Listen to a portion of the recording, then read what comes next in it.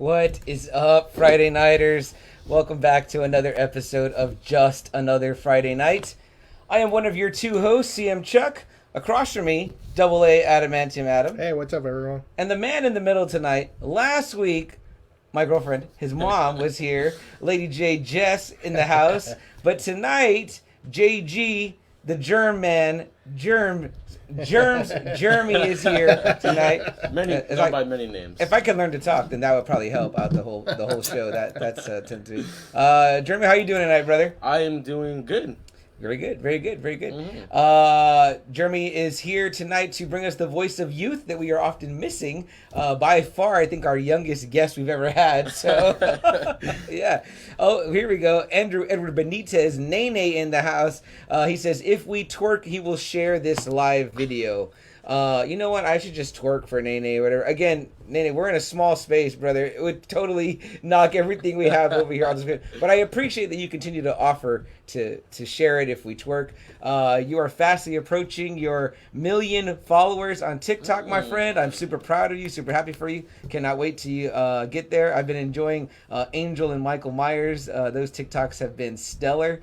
So more of that, please. Maybe more of you know what? I think, Nene, what about Michael Myers twerking? I know you just did a live today saying about how people always tell him, you should do this, you should do that, you should change it. I want to be one of those people and tell you, you know what you should do, Nene?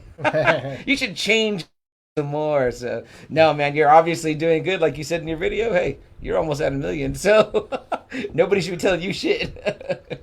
But, AA, how are you doing? How was your week? It was good. It went by quick. So last week of October. So, yeah, man. You know, when we go back to work on Monday, it's going to be November. Yeah, so. This is our Halloween weekend, right? Jeremy, you got big plans for Halloween? Yeah. Going over to a friend's house. Okay. Gonna have a little party. On the Sunday night? Yeah, Sunday night. On the actual Sunday. Okay, Nice. all right then. Nice. That means me and your mom got to get you home then, huh? Oh, yeah. Mom said, well. early morning. All right then. Well, I'll let her do that trip on her own. Chris Rizzo in the house. Rizzo, what is up, my friend? So glad to see you here. Let me know. Can you hear us tonight, or are you busy doing other things? If you are, that's understandable. We always understand, man. Riz has a lot of great sales going on right now of stuff that he's selling. So if you're a follower of him or a follower of Invincible Comics and More, which we highly suggest that you follow, join the Facebook group.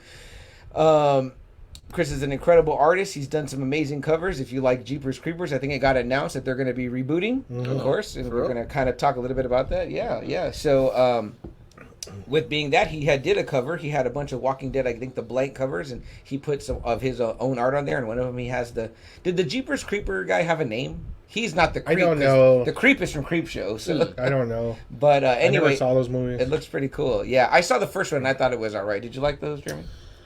I never really got into. I watched the first one, but okay. Not a vivid memory. All right, so they weren't for everybody. I know your wife's not a fan of those. No, and that's why I haven't seen them. That's why you haven't watched them. Okay. Yeah. But yeah, guys, do go check out the group Invincible Comics and More. Give them a like, follow, share. If you're a fan of comic books, you cannot go wrong in there. There's always comics, and the more part, there's a lot of times there's art and things like that. So go give them some love.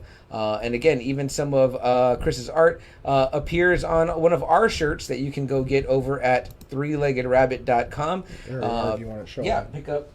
Let's show you what that looks like right here. Let's see. We'll let AA hold himself and I'll hold myself. Mm-hmm. So if you want to go get a shirt with either of these images on there, you can go to threelegedrabbit.com and pick that up. You can get either the CM Chuck version or the AA version over here, which both and are you're very not nice. going to hurt my feelings if you get CM Chucks. Not. Yeah, you will hurt my feelings. You're I will supporting our brand. Yeah, and that's all I care about. I'll unfollow you on Twitter if you don't buy mine. No, I'm just kidding. I feel like AA, buy one, but it's better if you buy both, right? Right, James? Wouldn't you get the set? You know what I mean? It's better as a set. So the little double. Huh? Yeah, there you go. Right, you can never have too many T-shirts, right? You know what I mean? It's a T-shirt. It's diverse. You can wear it anywhere. But yeah, this is Chris Rizzo's art, and he's got another piece of a shirt out there for the Now Watch This podcast. Our friends Lucky and Joe, it's great art on there too. It's kind of like a graffiti version of their logo, which looks really awesome.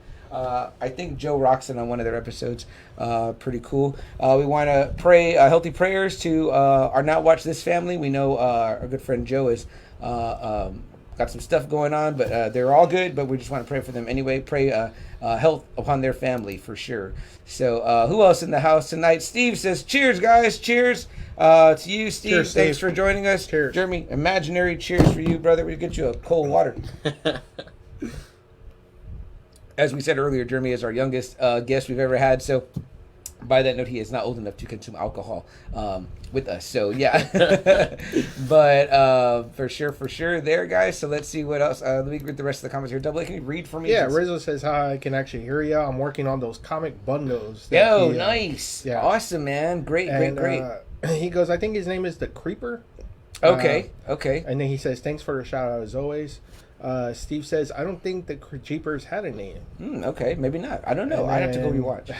And then Rizzo says, yeah, or if you have a partner and want to go twinning for the shirts. Exactly, right? You know how the couples wear like my king, her queen, you know what I mean? It's better if you have just another Friday night, you got the double A and the CM Chuck, shirts. That's way cooler than that. And then Rizzo says, prayers for Joe. Yeah, for sure, man, for sure. So we were supposed to do a big Halloween thing with Lucky and Joe that would have potentially been this episode, but the things that are going on caused a delay on that, but doesn't mean we won't be doing something with them in the future for sure. We want to be like, they want us to be like on their show. Mm-hmm. So they watch something and we would watch along with them. So it's probably better that we do that because they've been on our show. We need to be on their show. So for sure. Let's see. Who else is in the house? We have Untamable Amy is here. She says, howdy to my boys. Hey, Amy. Appreciate. I guess you got up, sis. So glad that you're awake now. Love you, Amy. Love you, sis. The shirt didn't fit. Thank you for offering it, though. She has a great shirt that would have been perfect for tonight. And Patricia Pessina says, hello, love everything slasher, horror, and thriller. Well, then welcome. So you're welcome, because it's going to be one of those nights. Yeah, stick around. Normally it's CM Chuck, but tonight CM Chucky. So yeah, Steve says maybe Jeepers Creepers is his name. That may be. I thought it was the name of the song. Where did he get those peepers? But you know what? I haven't seen that one in a while. But I'm willing to recheck it out to learn the name. So yeah. What else, guys? Double A, hit us with any news in the world of pop culture this week that happened that you feel our fans might find interesting. Jerry in the house says, yo. What up, Jerry D? Pop culture news. What? So what I saw if you guys go check either our page on Facebook, Just Another Friday Night, or our Facebook group, The Friday Night Faithful, you will see that Just Another Friday Night, which is us, posted up the new Hawkeye trailer. The series is coming in November on Disney Plus. It's a different trailer, way more Christmas vibes. We're exiting our Halloween mode, guys, spooky season, and we're pretty much entering into holiday season. You know what I mean? Fall. Yeah, fall, if you want to call it. But I think most people are going to go right into Christmas. Oh, yeah. You know what I mean? So I think Hawkeye is going to be perfect for that. I'm lonely without a Disney Plus Marvel show to watch right now, so I'm looking forward to it.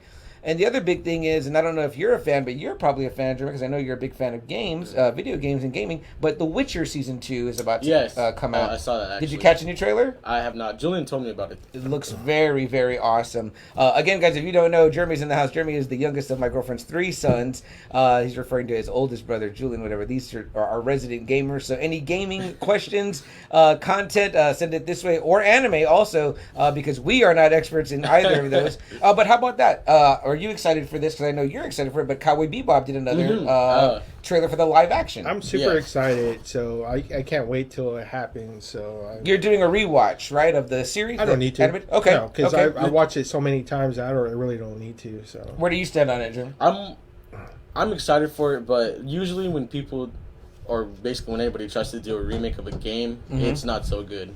Okay. So that's my main worry about it. But if everything turns out good, then...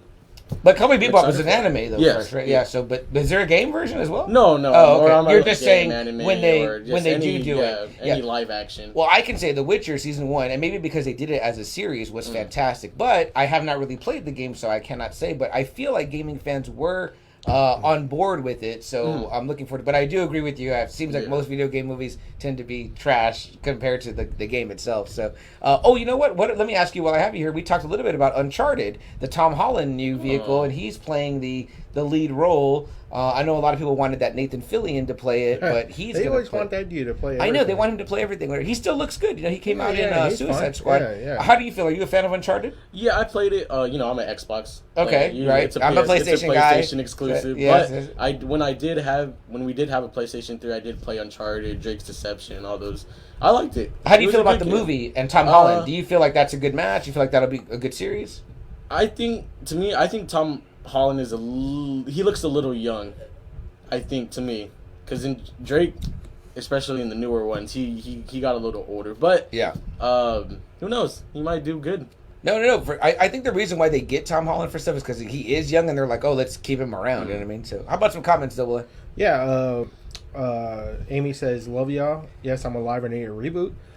Jerry says, Hawkeye looks rad. Yes, it does. Amy says, I love The Witcher. There you go. Patricia says, yes, The Witcher 2, it's live. I've seen it. Yeah, great trailer. Jerry said, solid trailer. Looks good. Season 1 wasn't bad, he says. Okay. Patricia said, the game is live, and I can't wait, but never played the first one.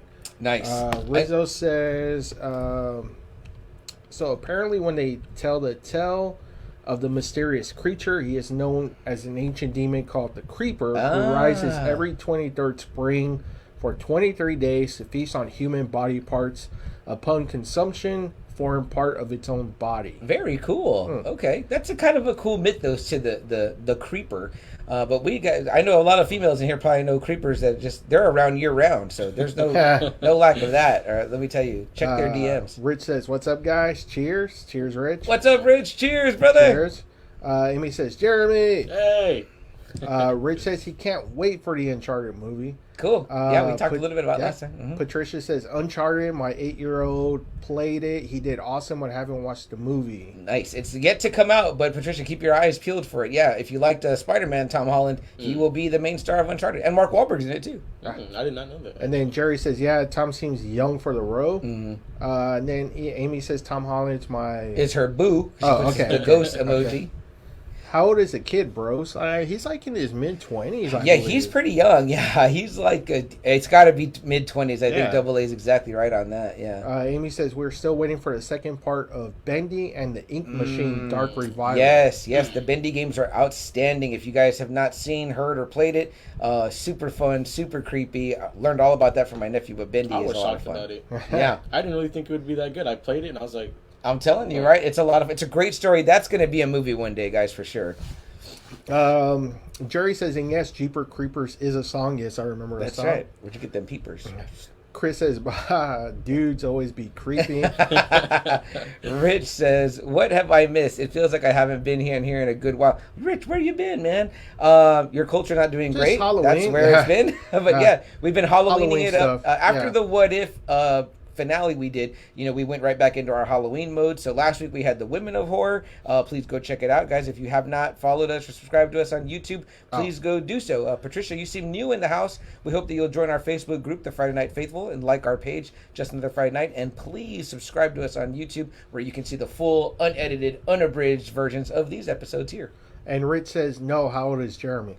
Oh, Jeremy is 18. Yes. Yeah, newly 18. Fairly new in Jeremy, but... almost a year. Almost a year already, yeah. So he's getting there. He's getting there. Okay.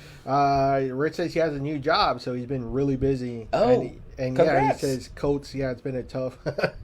my Pats are not doing too great and either. then Rich goes, I might have to be a Cowboys fan now. Ooh. And he goes, just kidding. Just kidding. There you go. Jeremy's a Saints guy. The Saints. Look, I went through the bad Cowboy years in the early 2000s. Golly, those were bad teams. The diversity continues. Hey, I had Brady all that time, and now it's my turn or whatever. So, and Jeremy knows too, because he's a big Drew Brees fan. As is our friend here, Chris Rizzo, that's commenting. Hey. Huge fan of Who the that? Saints. Chris Who that? So, and I also have Kamara in my fantasy league, and I have Brady in 2 fantasy leagues, so it allows me to still cheer for those people. I'm sorry, Kamara's not doing so either. He's giving me points. He's giving me my points that I need. But for sure. Football's been interesting, to say the least. Great game last night, right? Great game last to the last second, and Kyler Murray was driving it, drove that ball. It wasn't his fault. It was a stupid receiver. I actually didn't see the game. He gave up on the play. Okay, you were at the show, right? Yeah. He gave up on the play. And he was looking for a flag, and the Green Bay Packer kept going, and he did the interception. He did the interception, man. So last seconds, during the under 2 minutes, the Packers are up by 3. Murray drives it all the way down into the end zone. They're already there, dude. they're ready to like get that touchdown and end the game, whatever. Like 18 seconds left or whatever, 14, something like that. Yeah. And he throws it, and then Double A said, the receiver gives up. The Cardinals receiver gives up in the end zone because he wants the call, and the other guy picks the ball off. So I was like, no, you should not stop fighting for the ball. I thought he caught it out of bounds, but it was clean. It was clean. So at first, but once I saw it, I picked it off. I was like, sons of bitches. Well, I went for Green Bay, so I was happy. What's okay? You know who gave Green Bay their first loss? That's right. That's right. Very nice. And the first game too, the very first game, and 38-3. They've been on a roll. Yeah, the beatdown they gave. Yeah. And you guys have had some up and downs this season. We lost to the Giants. That was a rough one. There's some tough ones. Hey, man. Steve goes, not the Aints. And Patricia says, guys, no matter how bad, true fans will never change. Cowboys for life. Okay. But love all football. Patricia, I'm with you. I got my Cowboys mug. And we get to see the Cowboys on Halloween night. It wouldn't be a Texas podcast if we didn't have at least one Cowboys fan on the show. We do have Double A, our resident Cowboys fan on the show, so for sure. But it's going to be, they're playing on Halloween night. But night. You got trick-or-treating to take your kids. I got trick-or-treating tonight. You got trick-or-treating duty. So. But, I'm sure you'll be keeping up with the score. They'll be on. So they're playing against Minnesota. Definitely. Jeremy, so we kind of mentioned it briefly, but you were at a concert last night. Yeah. That's why you didn't watch the game. Where were you at? I was at Knoxfest. Knotfest. Up in Austin, right? Yeah. Okay, very cool. That was your very first concert. Very first concert. And it was awesome. I mean, I enjoyed it. I got to also see Kill Switch. Mm-hmm. Kill Switch Engage. A new band was introduced to me too. Code Orange.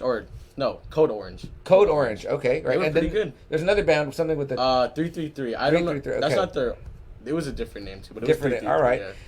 We had the benefit of some other fellow Friday Nighters being there. Friday Nighter, the imitation Adam, Adam T, and then Friday Nighter Albert Olivares, who's been on this show, who does our music on our audio version, was up there also. He sent me some great videos on Snapchat. He was pretty close to the front. Of course, it was awesome. Killswitch played the old CM Punk theme, This Fire. Oh, yeah. So it was like the one that Randy wanted. Yeah, the one that Randy wanted. It was super badass. The clip that Albert sent me, and I was like, damn, that's awesome. I sent him the CM Punk chant back, and he also sent me some good clips of Slipknot, obviously doing what they do. They're amazing. Now we can say we've all seen them live. You multiple times, right? No, once. Once? Okay, me just once too, and I just once. And your first one too, so pretty cool show to go see that your first time out. What else do we got there? Patricia says awesome, and then Jason in the house, he said, "What up, bro?" Oh, what up, Jason? Appreciate you being here, man. A little bit of early for us start. Yes, Patricia, thank you so much for following us now. I truly appreciate that. Again, we are on everything that you can possibly find social media-wise. I will throw it up here real quick for you. That's not us. See that? Look at me. I don't even know what I'm doing. We are at JAFN Podcast on Instagram, Twitter, and TikTok. And we have this YouTube channel as well. You have to search Just Another Friday Night. We're at 65 followers. We're trying to get to 100. We're making a little bit of headway. So, Patricia, if you'd help us out by giving us a subscription on there. We don't post that much. So, not on YouTube. Once a week. Not on YouTube. We do this whole video. You'll see the format if you hang out with us. We're going to get into it a little bit more. But, yeah, we appreciate any support like that.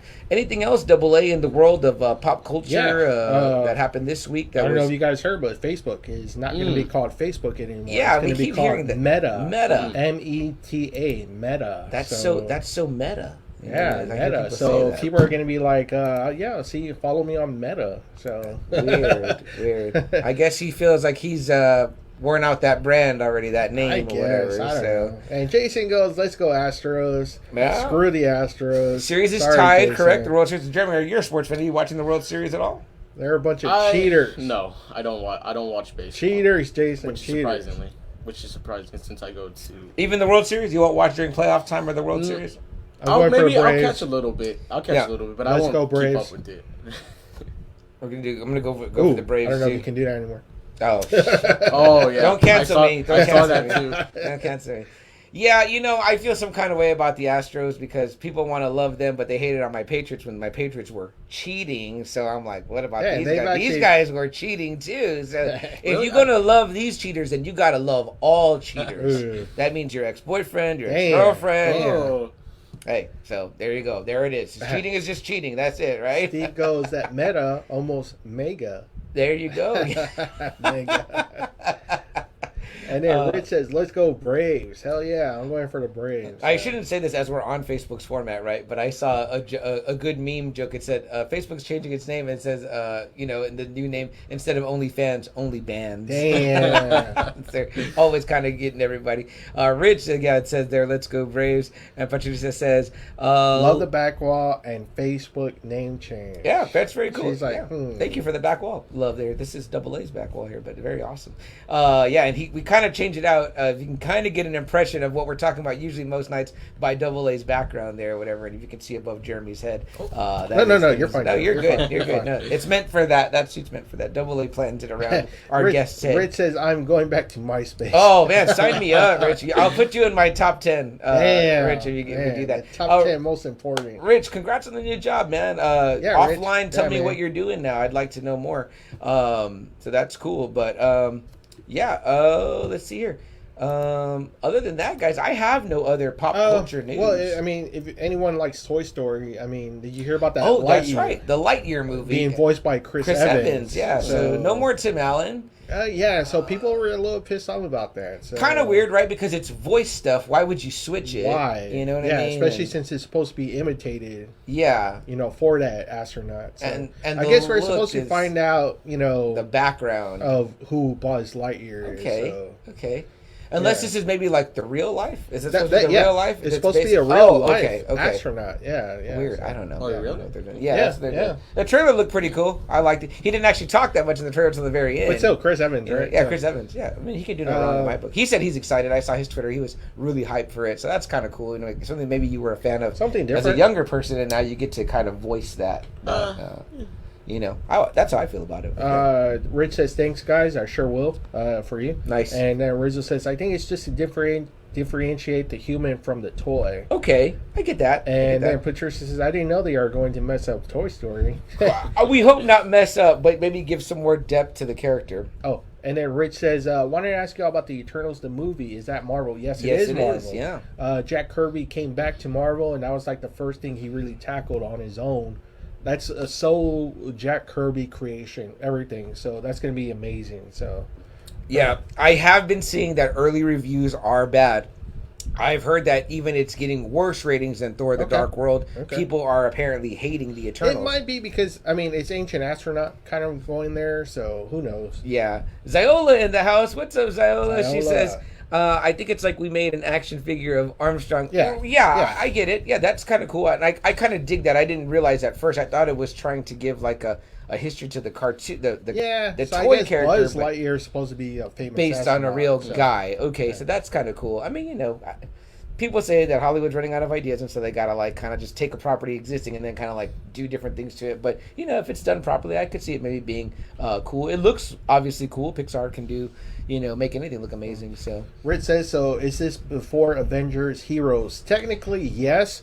But they were around when the Infinity War was going on. So. Yeah, so apparently they've been around but weren't allowed to interfere. And all this is, spoilers, guys, but this isn't the trailers. And then Rich says he's not familiar with it. A lot of people are not familiar with this property. Just like, see it with an open mind. I didn't know everything about Guardians of the Galaxy. I was about to say that. Yeah. Not many people did. That's a team that I would not ever go see ever. And then when I saw it, I was blown away by it. Yeah. So. And this is a great cast with Angelina Jolie, Salma Hayek, Richard Madden, Jon Snow, I forget his name. Rob Stark. Yeah, but also Jon Snow. Jon Snow, yes. And I'm calling him Jon Snow because I can't think of his damn name right now. But it's a great cast. But it is like 9 people, 9 main. The Eternals is like 9 characters. And I know the Richard Madden one is named Icarus, but if you ask me to name all of them, I probably couldn't. What's cool is that the Celestials are going to be coming out. Right. So that's a really cool thing. Like, if you're really big into the comics, the Celestials. So. I would say watch this one and be aware that it will have implications on what's happening in the Marvel universe. I've been surprised with a lot of the Marvel movies. I've been happy with a lot of them. I was not a big fan of Ant-Man, and I've enjoyed those 2 Ant-Man movies. So you know what? I will tell something else that debuted was we talked about Dune last week that it had premiered. That's right, Dune. I watched it with my girlfriend in that time. Have you watched Dune yet? I have not. Oh, there's gonna be no spoilers, whatever. But I will say this: it's been getting rave reviews as opposed to Eternals. I didn't like it. Okay. I thought that it reminded me very much of like the one Lord of the Rings I don't go back to a lot is Fellowship, because I feel like it's kind of slow, right? Just like Deathly Hallows Part 1 on Harry Potter. I felt like this movie was slow, and I didn't realize it was a part 1. You don't realize it until you watch it. Yeah. And I'm like, it's great. like a whole series. So. And it's a slow burn, in my opinion. I did not see what all the fuss was about. I saw the first 40 minutes. I dug it. Okay. So I liked it. It's, houses under an emperor, this whole planet that's super important to the whole universe. So whoever controls this planet pretty much controls everything. So I will say this: would I watch part 2? Yes, but it has to pick up a lot. Would I buy this one? No. Would I go rewatch this one? No. I'm like good. You said, I'm not a big fan of the Fellowship.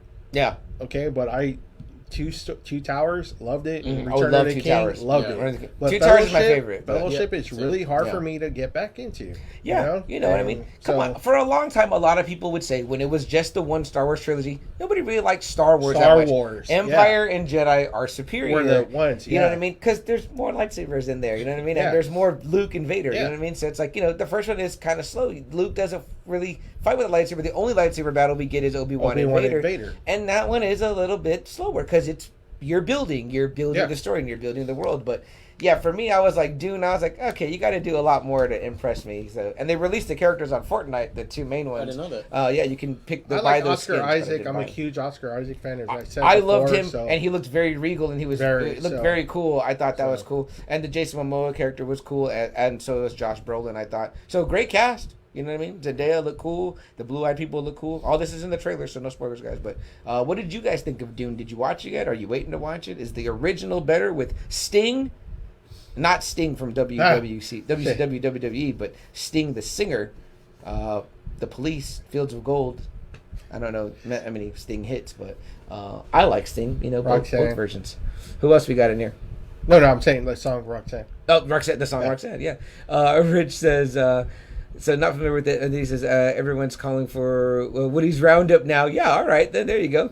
And Rich says also, I'm looking forward to the Ghostface movie. Definitely looking forward to that one, man. That's going to be great. I think we get it in November. This November 19th. Yeah, so, I'll definitely be taking my nephew to see that in theaters because he super loves the Ghostbusters. So. Steve says, thank God for CG. And then Patricia says, Rich, me too. I've seen previews and I'm still on the fence about it. Oh, okay. I think it's going to be good. In the movie, as Steve says. Definitely. Real quick before we go, just wanted to say, so my wife was a huge fan of these Dead World novels by Joe McKinney. He was a local San Antonio sergeant.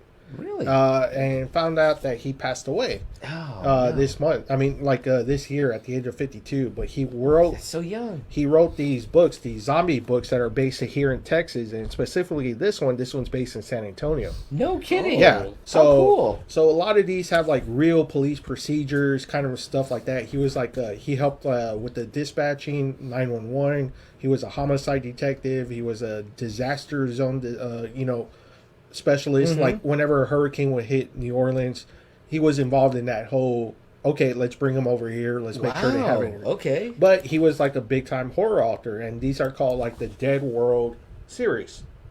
So it sucks because we got to meet him one time, so he autographed a few of these books, and like I said, they're really based here in Texas. So it's a pretty cool little series of zombie books here that are here in San Antonio and some in Texas. So very cool. I had no knowledge of that. He was, like I said, a cop, a homicide detective, and a sergeant for the police department here in San Antonio. And his name again was Joe McKinney. Well, rest in peace, Joe McKinney, and he was a 2-time Bram Stoker winner award. Wow, that previous winners have included Stephen King and Dean Koontz of that award. Wow, so it was this property is probably primed to get. Yeah, so I mean, if you guys ever check it out, it's called The Savage Dead, Mutated, Apocalypse of the Dead, Flesh Eaters.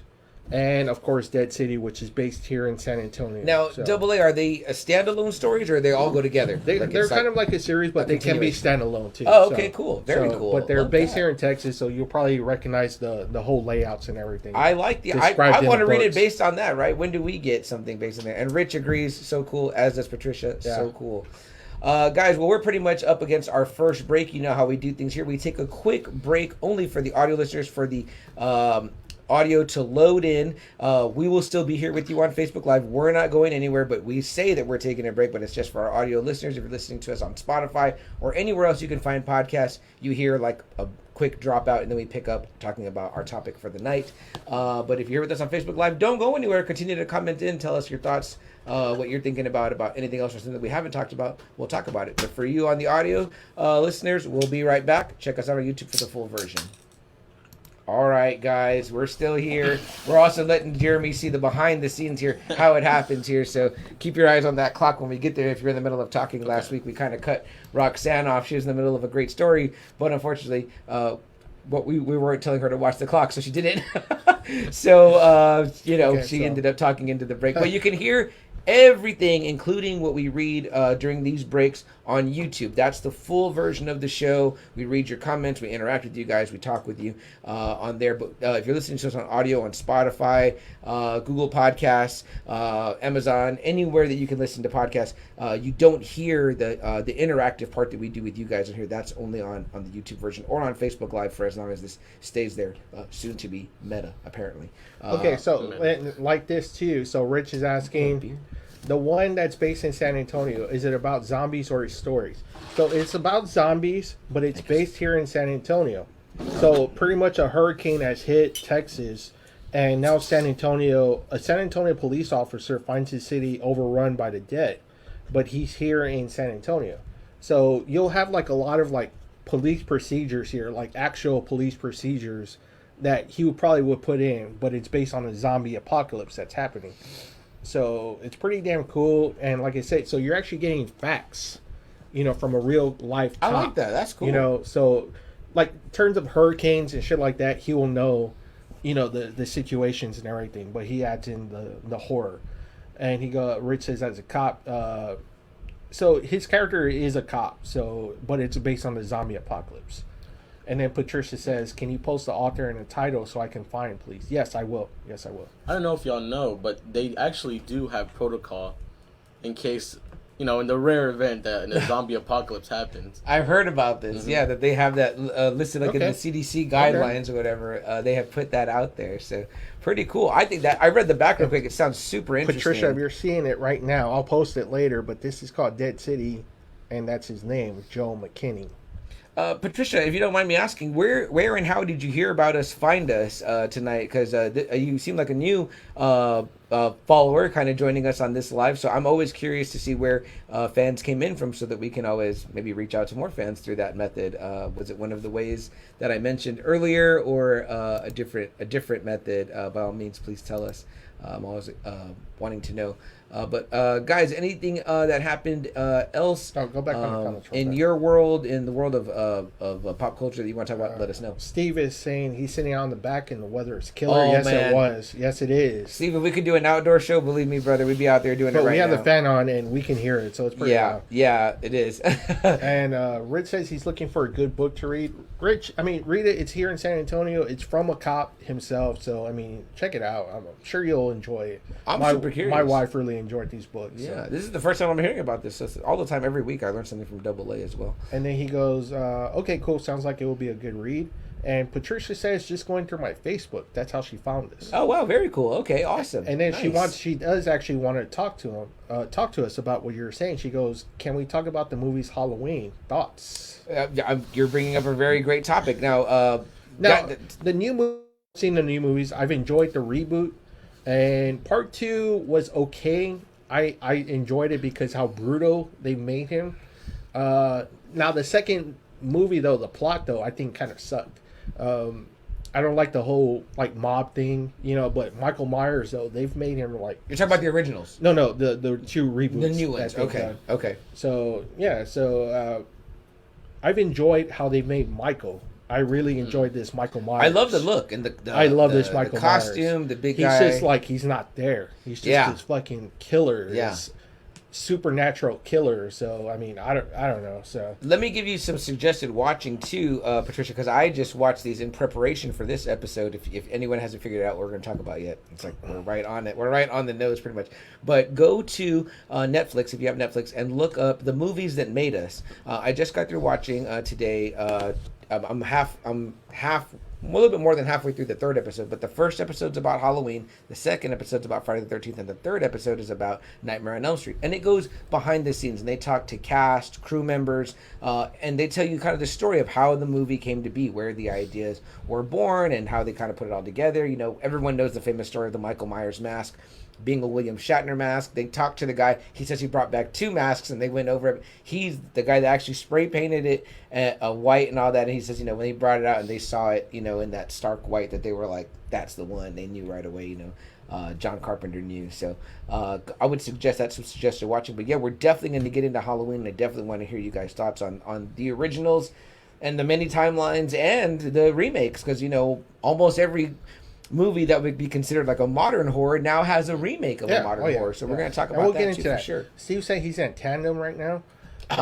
Nice. Patricia says that when she was going through herself, we looked really interesting. So thank you, Patricia. So much. We appreciate that. Yeah. Rich says, I read the author James Patterson, the Alex Cross books. Yes, those are good. Right. Cross, yeah. And they did a movie with Tyler Perry played Alex Cross and Morgan Freeman. Oh, right. Is that right? Yes. Okay, very cool. Are you a fan of those, Jeremy? You watch any Alex Cross stuff? Nah. He's like a cop too, right? Or he's not like an FBI or anything, right? Or a spy? He is an FBI, I believe. Okay. Or a cop. You know, we didn't talk about it that much last week, and I don't know if you're a fan of this show, Jeremy, but it is on Hulu, which is Why the Last Man. And it's based on a comic book, whatever, but we had heard news that it was going to get canceled, but now I hear it may have new life on an HBO Max or whatever. I just caught the most recent episode, and I was like, it didn't land there. It's picking up a little bit. I'm surprised it didn't land there. Yeah, it's a very slow burn in the beginning or whatever, guys, and this is a very popular comic book that ran for a long time by Brian K. Vaughan, Why the Last Man, but apparently it wasn't going to get canceled, but now it's maybe getting new life, so, you know, you never know, right? And Steve says, no, tandem for us to go there. Oh, yeah, we definitely want to go to tandem. I always want to go to tandem. Apparently I owe my sister a coffee date, so maybe tomorrow I'll get her up early to go. Steve says, Michael's a killing machine. Patricia says, okay, I put it on. And Rich says, is it a good movie? I haven't seen it yet, but it's okay if y'all spoil it. I don't mind. We're talking about Halloween Kills, right? Okay, the only one that's seen it is you. Have you seen it? No, I've seen it. Oh, you saw it too. Okay, so I'm the odd man out. I haven't seen it yet. Rich, Do you care about it? Oh, I don't care about spoilers. Rich, I mean, do what I did. Pay for the $4.99 on Peacock if you're interested, and just stream it. I mean, that's probably your cheapest way to go, unless you wait for Redbox. It's fine. You know, like I said, the plot kind of sucks in this one, but I mean, Michael is He's a killer. Extreme badass. Okay. Oh yeah, he goes John Wick on a couple people. Okay, see, like stuff like that makes me interested or whatever. You liked it. Yeah. Well, okay. And same with Adam. I didn't. Yeah, the plot was very out of order. It was really weird, but he goes crazy. You guys know my true criteria is for a movie. Would I buy it? Would I watch it again? So, would you buy it? I wouldn't buy it. Would you watch it again? I would watch it again. Okay, so it's half and half. How about you, Double A? I'd buy it because I buy franchises. You like of the horror. You're a completionist. Yeah, a completionist like Joe. Yeah, so I mean, I even got like a lot of the Hellraisers, and those fucking blow. So, okay, you know, honestly, only 1 and 2 are really good. I was gonna say I just recently watched 1 and 2, so we'll get into that for sure. Anything else in the comments? Yeah, Rich says I don't understand Halloween, Mike Myers, but he never dies, and wasn't he just a human being? I don't know. It's weird. I mean, yeah, he's human, but shit, I don't know. This guy is just like a fucking some supernatural beast. The story I know about Mike Myers was that he was an international man of mystery. Oh, shit. Yeah, baby. That's my. That's then Patricia says, if I'm not mistaken, Alex Cross was a detective. Thank you, Patricia. See, there you go. Thank you. And I think Tyler Perry. I didn't realize how big that guy is. He's a big guy. He's big. He's a big, tall guy. Yeah. So he looked pretty cool. I remember I was so used to him as the Medea character that when he was. I liked him like, in Ninja Baxter Stockton. Nice. Very nice. Very nice. All right, let's get into it. All right, guys, let's get into the conversation. Join in more. Yeah, guys, so during the portion, and this is for our new watchers, during the portion where we were talking about the topic, we don't read the comments during that portion, so it's about 30 minutes. But we invite you and encourage you to comment on the things that we're talking about while we're kind of hashing up the topic between us three. At the 30-minute mark, we'll take a break. We'll read through your comments because the audio makes it slow to read 30 minutes, and we'll interact there in the conversation portion. Yeah, so just keep pouring in the comments. Yeah, okay? pour it in. we'll read them. We love to read that during our break that we're forced to take through the audio portion. So guys, in order for us to broadcast it into different places, it makes us split it up this way. But anything else, double before I switch over? Let's get into it. All right, let's see here. Okay, so we're gonna go over here, and I'm gonna bring us back in recording, guys. So let me see here. What am I doing? So I often forget what I'm doing as I'm. There you go. All right, guys. Thanks for hanging out with us here during that brief break. There for our audio listeners, again, go and check us out on YouTube if you ever want to know what are they talking about during that break. He talks about. I don't hear anything. I just hear it kind of like go into this little whisper, and then he's talking about it. But tonight, guys. We've had people bring this up in the past couple of weeks and last year as well, when we did kind of classic monsters. We're always talking about classic monsters. We're talking about Dracula and the Wolfman. People say, well, what about Jason? Into the meat and potatoes of the genre. Yeah, last week we did the Women of Horror, but this week, and again, we brought the voice of youth because here's a young man that may have been the age many of these teens are in these movies that meet unfortunate ends. But tonight, it's not the rapper's delight. It's the slasher's delight. Tonight we're going to talk about your favorites. If you read my intro here, you see that I mentioned the names are iconic. Am I right, guys? Yeah. Oh, yeah. If you say Jason Voorhees, Freddy Krueger, Michael Myers. Michael Myers. I made that bad joke earlier, but yes, Michael Myers. I mean, I would have to say right off. Am I wrong? Yes or no? Is that the big three? Yeah, big time. That's the big three of the modern slashers. Now, I want to talk about some of the other guys around there because we've got Chucky. Well, we got the original Leatherface. You got Leatherface, yeah. He was way before all these guys. That's right. With the Texas Chainsaw Massacre, which, let's start with you, Jeremy. What's your experience with the Texas Chainsaw Massacre? I've seen them. Mm-hmm. Not my cup of tea. Not your cup of tea. I like it, the story and everything, but to me, I think it lacks. I don't know how to say it. It lacks story to me. Okay. Because to me, it's just mindless killing, which is really how a lot of slashers are. But most of them do have story to it. Yeah. To me, it was just. I get you. Dumb teens or whatever going into this house in Texas, and then getting killed. Yeah. So for me, I think that the one that resonates with me the most is the original. The original, I love the original. Tobe Hooper's Texas Chainsaw Massacre. Which, like I said, John Larroquette, his narration, which I didn't even know. I was like, wow, him, right? John Larroquette did that before Night Court. and how about for the longest time, this was thought to be based on like actual events. It's kind of based on some serial killers, like the Ed Gein serial killer. Right. But there was no family like that in Texas. There's no house. There's been so many times we're on a stretch of road where I'm like, where are we at? Like Texas Chainsaw Massacre area? Yeah, because there's a lot of parts in Texas where you drive that. Yeah, you're like that. You don't want to hitchhike through this area. Like when we go to Verizon, it would be so fucking dark and we're like, shit, hurry up before Leatherface comes out. Exactly. You get on some strip of road in Texas, on some country farm road, and you're like, where this is it? We're gonna run across that fucking house. And I love that first one. But I gotta say, he's kind of like the start of that new kind of slasher. Yeah. I mean, it was like, 73, something like that? Yeah. I mean, way before Halloween. I'd have to look it up to be sure. But way before Halloween, but I mean, the gimmick's there. The mask is there. The mask is there. The chainsaw. Iconic weapon. Yeah, you gotta have an iconic weapon. It's all kind of there. I mean, the dumb teens. Yeah, the dumb teens. Yeah. I mean, 1974. Yeah, I mean, and it's just creepy because it's so indie made. It's so low budget, man. Mm-hmm. I just love the Texas Chainsaw Massacre. Yeah, I mean, great narration again by John Larroquette. It's like great stuff. I love Leatherface's beautiful interpretive dance at the end when he's spinning. He's in a rage. He's all pissed off his because pig noise one of them got away. Yeah. How about when he hits that one kid right away with the fucking the mallet, man. right? Like the thud sound. You're like, and then the guy's like jerking because he's like, that's great acting. Yeah, I was like, if you're ever in a movie and you get hit with a hammer in the head, just start to like twitch around because it makes it more like. And he's so big. That's the other thing too. You know, Gunnar Hansen. Gunnar Hansen, so fucking big. Then he, puts the one person on the hook. You know what I mean? And you're like.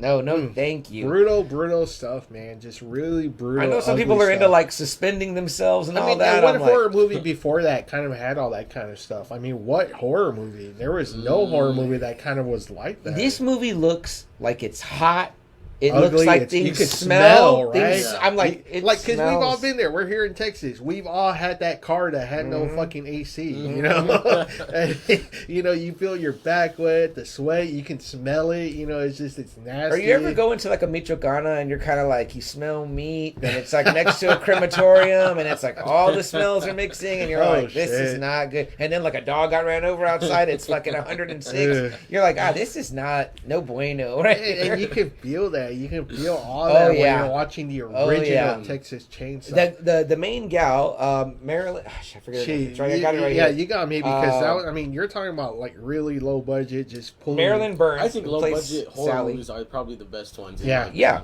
Oh, again, because it gives you that feel, right? In this movie, you have that feel where you're like, she is playing frightened very well. Like, I'm like, her terror, like, this chick had a mental break afterwards. Like, it's like palpable. It's like, there's PTSD because you're like, your heart's racing. You're like, get the fuck out of there already. Like, and then you've got the creepy old man and the weird family, and it looks fucking dirty. I'm like, and that was like another thing too. It's kind of like a family, you know. That was kind of like different, right? In horror movies, yeah, to actually introduce like, you know, the other serial killers, you know. So I mean, yeah, no. And so one thing I want to bring up, I'll bring it up throughout the night, and you guys tell me what out there that's listening and watching in podcast land. One of the hallmarks, I think, of a greatly done one is that it eventually gets a remake, and this one did. Well, there was a remake. Not just that, but I mean, you had like part 2, you had part 3, you had the one with Matthew McConaughey in the 90s, famous one, right? Yeah. And Renee Zellweger. Yes, oh my goodness. Yeah. And those are terrible movies. Those are super terrible. I do remember there being this great ad for one of them. It was the preview for the movie, and it's the chainsaws rising up out of the lake, like the Lady of the Lake, like Excalibur, right? And you hear the I think on there it was either on the ad, the print ad, or it was on the commercial, and I'll find it and I'll post a link in the Friday Night Faithful. But it says the Saw is family, and it was so neat because it was like a tribute. You kind of see like the chainsaw, like he's gonna, you know, that's pretty much Leatherface's Excalibur. But it did do the thing that these movies do, which is create an iconic horror character. I mean, he's always on that list. Very he's iconic. Always on that. Very iconic. You know, and he's Texas born. Fuck yeah. Definitely, Fuck man. Yeah. And he knows how to hook them. So he might hook him Leatherface. He might be a Longhorns fan. Sorry, Steve, but Leatherface definitely hooking him for sure. Yeah. So yeah, no, great pick, boys, on that one. So yeah, definitely there's Leatherface. Now, before we get into the big three, who else do you guys think that, you know, I mentioned Chucky, you mentioned Leatherface. Is there somebody else out there that we should talk about before we get into some of the bigs? Yeah, me and Jeremy were talking about Jigsaw. Jigsaw, definitely. The Saw franchise. Huge franchise, right? Now, you guys are definitely more experienced with this one than me, because I remember the first one very vividly with Carrie Ewells. Which, again, was a very low budget in movies. Mm-hmm. You know, they had Carrie Ewells, and who else did they have? There was another... Donald Glover. Not Donald Glover. No, not Donald Glover. That's from... Lethal Weapon. Danny Glover. Danny Glover. Mm-hmm. Danny Glover. I mean, wow, it's like two guys right away to catch you. Yeah, you know? he's the cop or whatever, right? Yeah. And very cool story, you know, very cool setting, you know, this kind of, you know, fucked up head games that he's playing with you, you know, I mean, God. Almost a killer you're not seeing, right? Yeah, you're not like seeing. His contraptions. Now, Jeremy, do you have one that is like a favorite, or what made you a fan of Saw? Because this is kind of more your generation. I've seen all of them, but I have to go with 6. I think the traps in 6 were really good. Shotgun Carousel, that one was insane. Intense. I really think he should have killed the pregnant girl, by the way, or the pregnant girl, by the way. But spoilers if you guys haven't seen Saw 6. People. I think. I think so too. Yeah, and again, for me, some of them run together, but I do know that there is those fantastic kills. Is that what drew you in? Is that what you like about those? Is the creative killing methods? Not even that. Of course, the creative killing, but the story, like the way Adam was saying, they all tie into what you is think going it's on. like just a single movie every time, but it's like each new movie you find a new chapter in what made Jigsaw. And then when he's dead, it's awesome. When he died, people actually, when the first movie, or when he died, I forgot which movie. I think it's like 3 or 4. It was either 3 or 4 where he died. Yeah. People really thought that was the end. That was it. Yeah. But they came back, and the way they tie it in the other movies into it's great. Why there's more is just insane. I gotta say, hearing you guys say that makes me want to rewatch. I'm serious. If you see him, like you'll probably have a much appreciation for Jigsaw. Okay. You know, because of how smart and brilliant this dude was. Yeah. You know, and you actually start feeling sympathy for the dude. Interesting. Yeah. Interesting. Which is weird. You had a thought, Jeremy? Yeah. You haven't seen the new one, right? Like no, not the newest one. Which is the Spiral one? Spiral. Jigsaw. There's Spiral and then there's Jigsaw. Oh, Spiral is just the little run off, whatever they did with that. Okay. I liked it, but I think they should have kept it with it. But Jigsaw, you haven't seen that one, right? No, not yet. Not yet. But go ahead. No, go ahead. Go ahead. It'll probably make me want to watch it even more. So.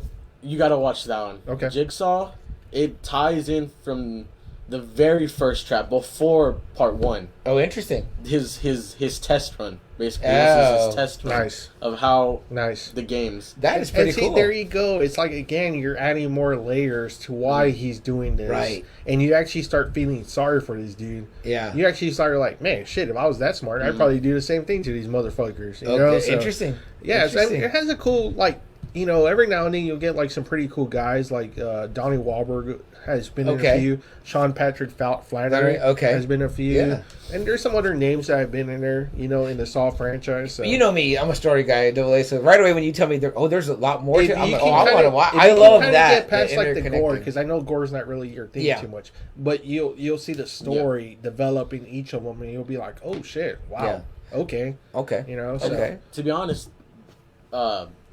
Jigsaw really is more of a story-based one than anything.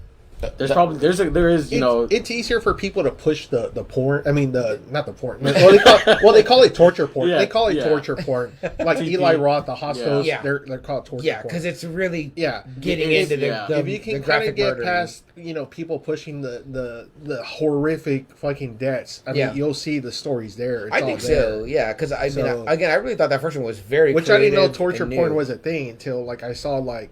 Fucking documentary. It's bad. That's the first I heard that term ever used. So that's news to me. Anybody out there? Anybody else out there know the that? Hostel movies. Have you ever seen the Hostel movies? Not talked about the theme from Saw. I really love. I really love the theme. Oh, okay, very nice. And I always thought the videos were creepy. And I've seen kids dressed as Jigsaw, which is always cool. The doll version. You know what I mean? And that's fucking creepy to me. So I don't even know how I got into. I was scared when I was little of the little puppet. And I guess that's what got me into Saw, really. Yeah. Was the puppet. I got invested, and then...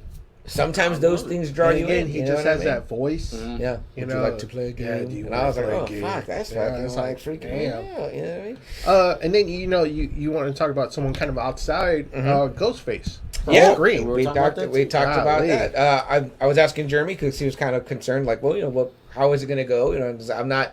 a wealth of knowledge. I said, believe me, none of us here are experts on this subject matter. No. I got to look at IMDb all the time. But I said, well, just tell me who's your favorite. And he said Ghostface. And he goes, it kind of feels a little bit more like his era, right? Because we were already grown up when when first came out. It's funny because like when the movie came out, it was huge. Mm-hmm. They released it like late 96, I believe. Mm-hmm. Yeah, it was 96. Yeah, so the following year, my cousin's ex-husband, Rob, you remember Rob? Yes, I remember. He dressed up like Ghostface. And well, he was doing like just being creepy. Like he was like at my house, but he was like walking, and he kept like following me, just like looking at me and following me. He scared the shit out of me. And so he was like, "Man, it's me, it's Rob." I was like, "Oh shit," you know, like, man, he scared the shit out of me. It's always great when someone gets into the Halloween spirit in that sense. You know what?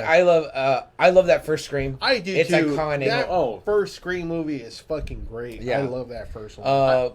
We talked a little bit about it last week. We were saying, you know, maybe if somebody dresses the Drew Barrymore character from the beginning with the phone, that'd be awesome. You would get it. You know what I mean? Because it's kind of, you know, nobody wants to be Sidney Prescott or whatever, but you know, Ghostface is an iconic character. Yeah.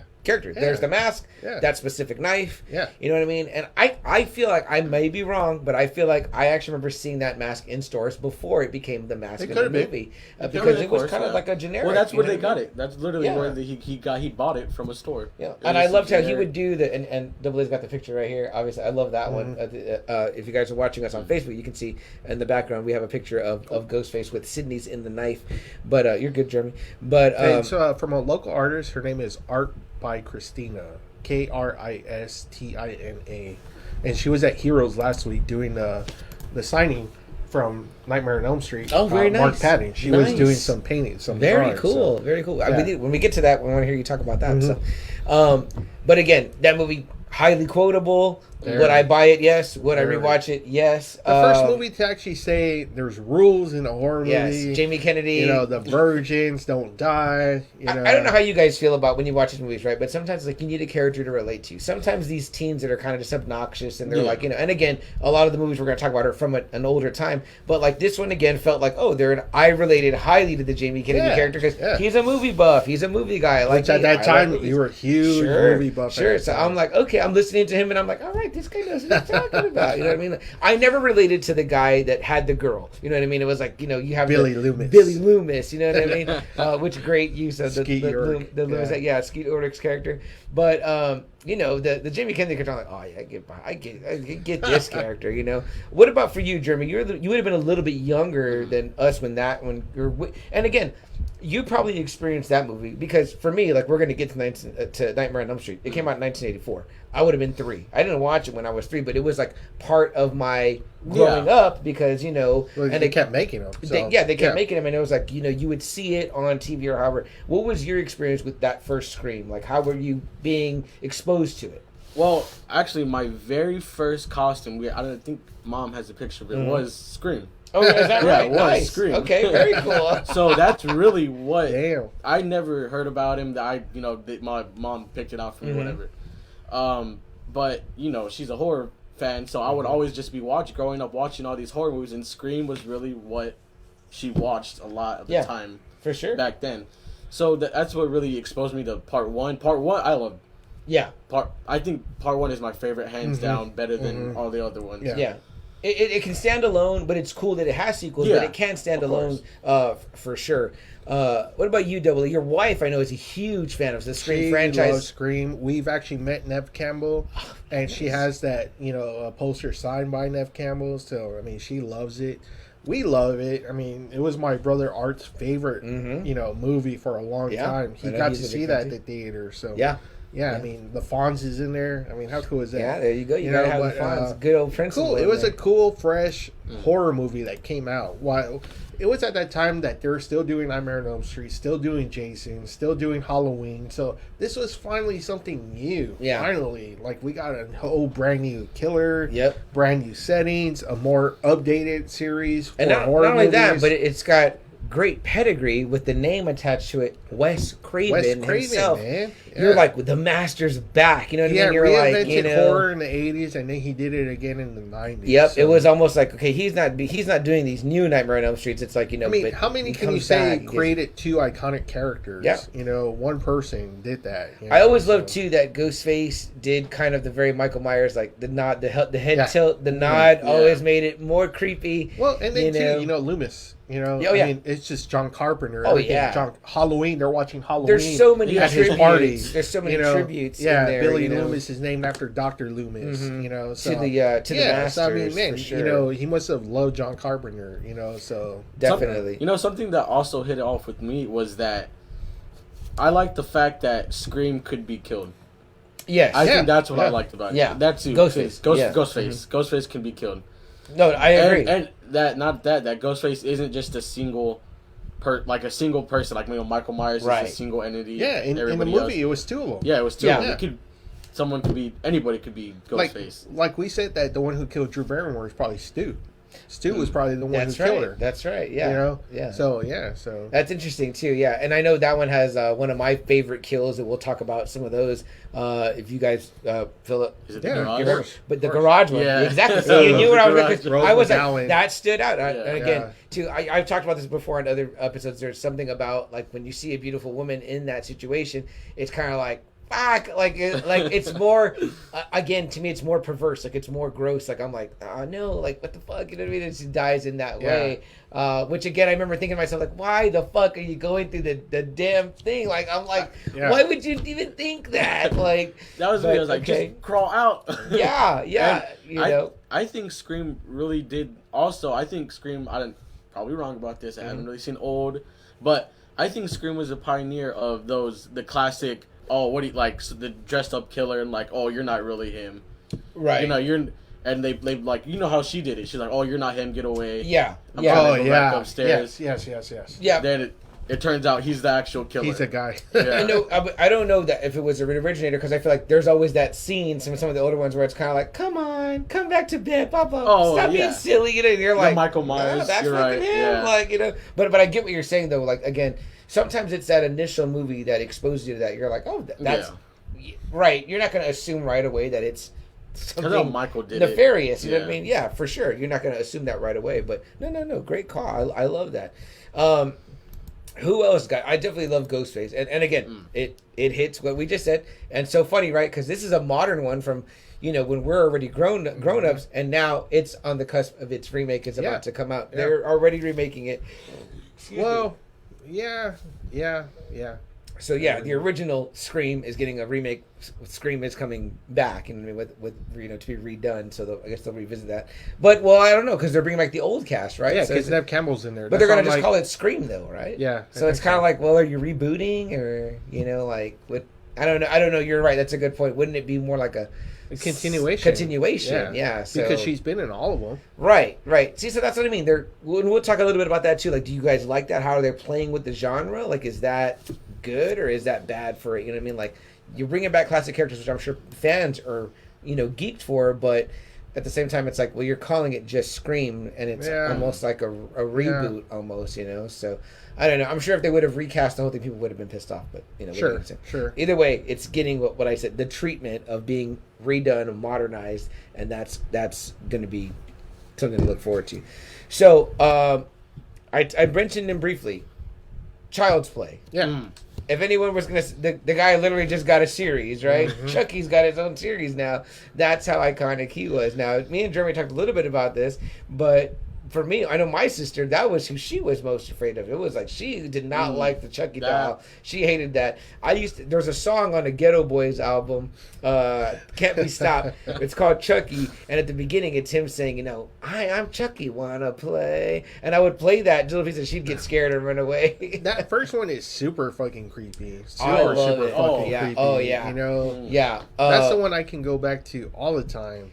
More than any of the other ones, but that's the movie that that's I would. The one that got me scared of Chucky. I've said this in the past on probably some of our other horror episodes, but I'm like, anytime you show me an appliance or something working and it shouldn't be, it's unplugged or whatever. When she turns the doll over and the batteries are out, my balls drop. Like, I'm like, oh, fuck no. Like, I'm like, because right then, I could literally feel like probably my hair would turn all white. Like, I'd be like, fuck this. I'm out of here. Like, that's it for me. Like, who could call the fucking crazy house because I've lost it. Like, I'm like, fuck that. Like, this should not be working. Like, that's a terrifying scene. It really is terrifying. I mean? I know a lot of machismo guys are like, I just kicked that dog. Yeah. I'm like, no, he was fucking them up. Like, he knew what was up. That little boy was, like, super fucking brave. And I was like, fuck that. You know, like, it was like a child's innocence and also stupidity when you're dealing with it. But earlier, Jeremy, you told me that one was the one that kind of messed with you as a little boy. I hated Chucky. That was my hands down worst movie I could not watch it. I couldn't finish it. If mom put it on the screen, I would be like, I'm out of here. I will talk about mine though. It's like that. And now, well, what was it about it? Was it the way his weird mouth moved and his face? It was the fact that it was a doll. Not as now I don't care. Like sure. When I was a kid, you have something. I did not like dolls at all. Yeah. And I think Uncle Ruben, he had a Chucky doll. Oh God. So he used that on me all the time. And the other story I brought up with Kim, when I turned, I think I want to say 7, Kim, she put a Chucky doll in my bag, thinking it would be funny. So, you know, all those put together, along with me not liking dolls, just had a really big fear of Chucky. There was something too, AA, for me about when the doll. At first, it's weird when the head turning around and there's no batteries.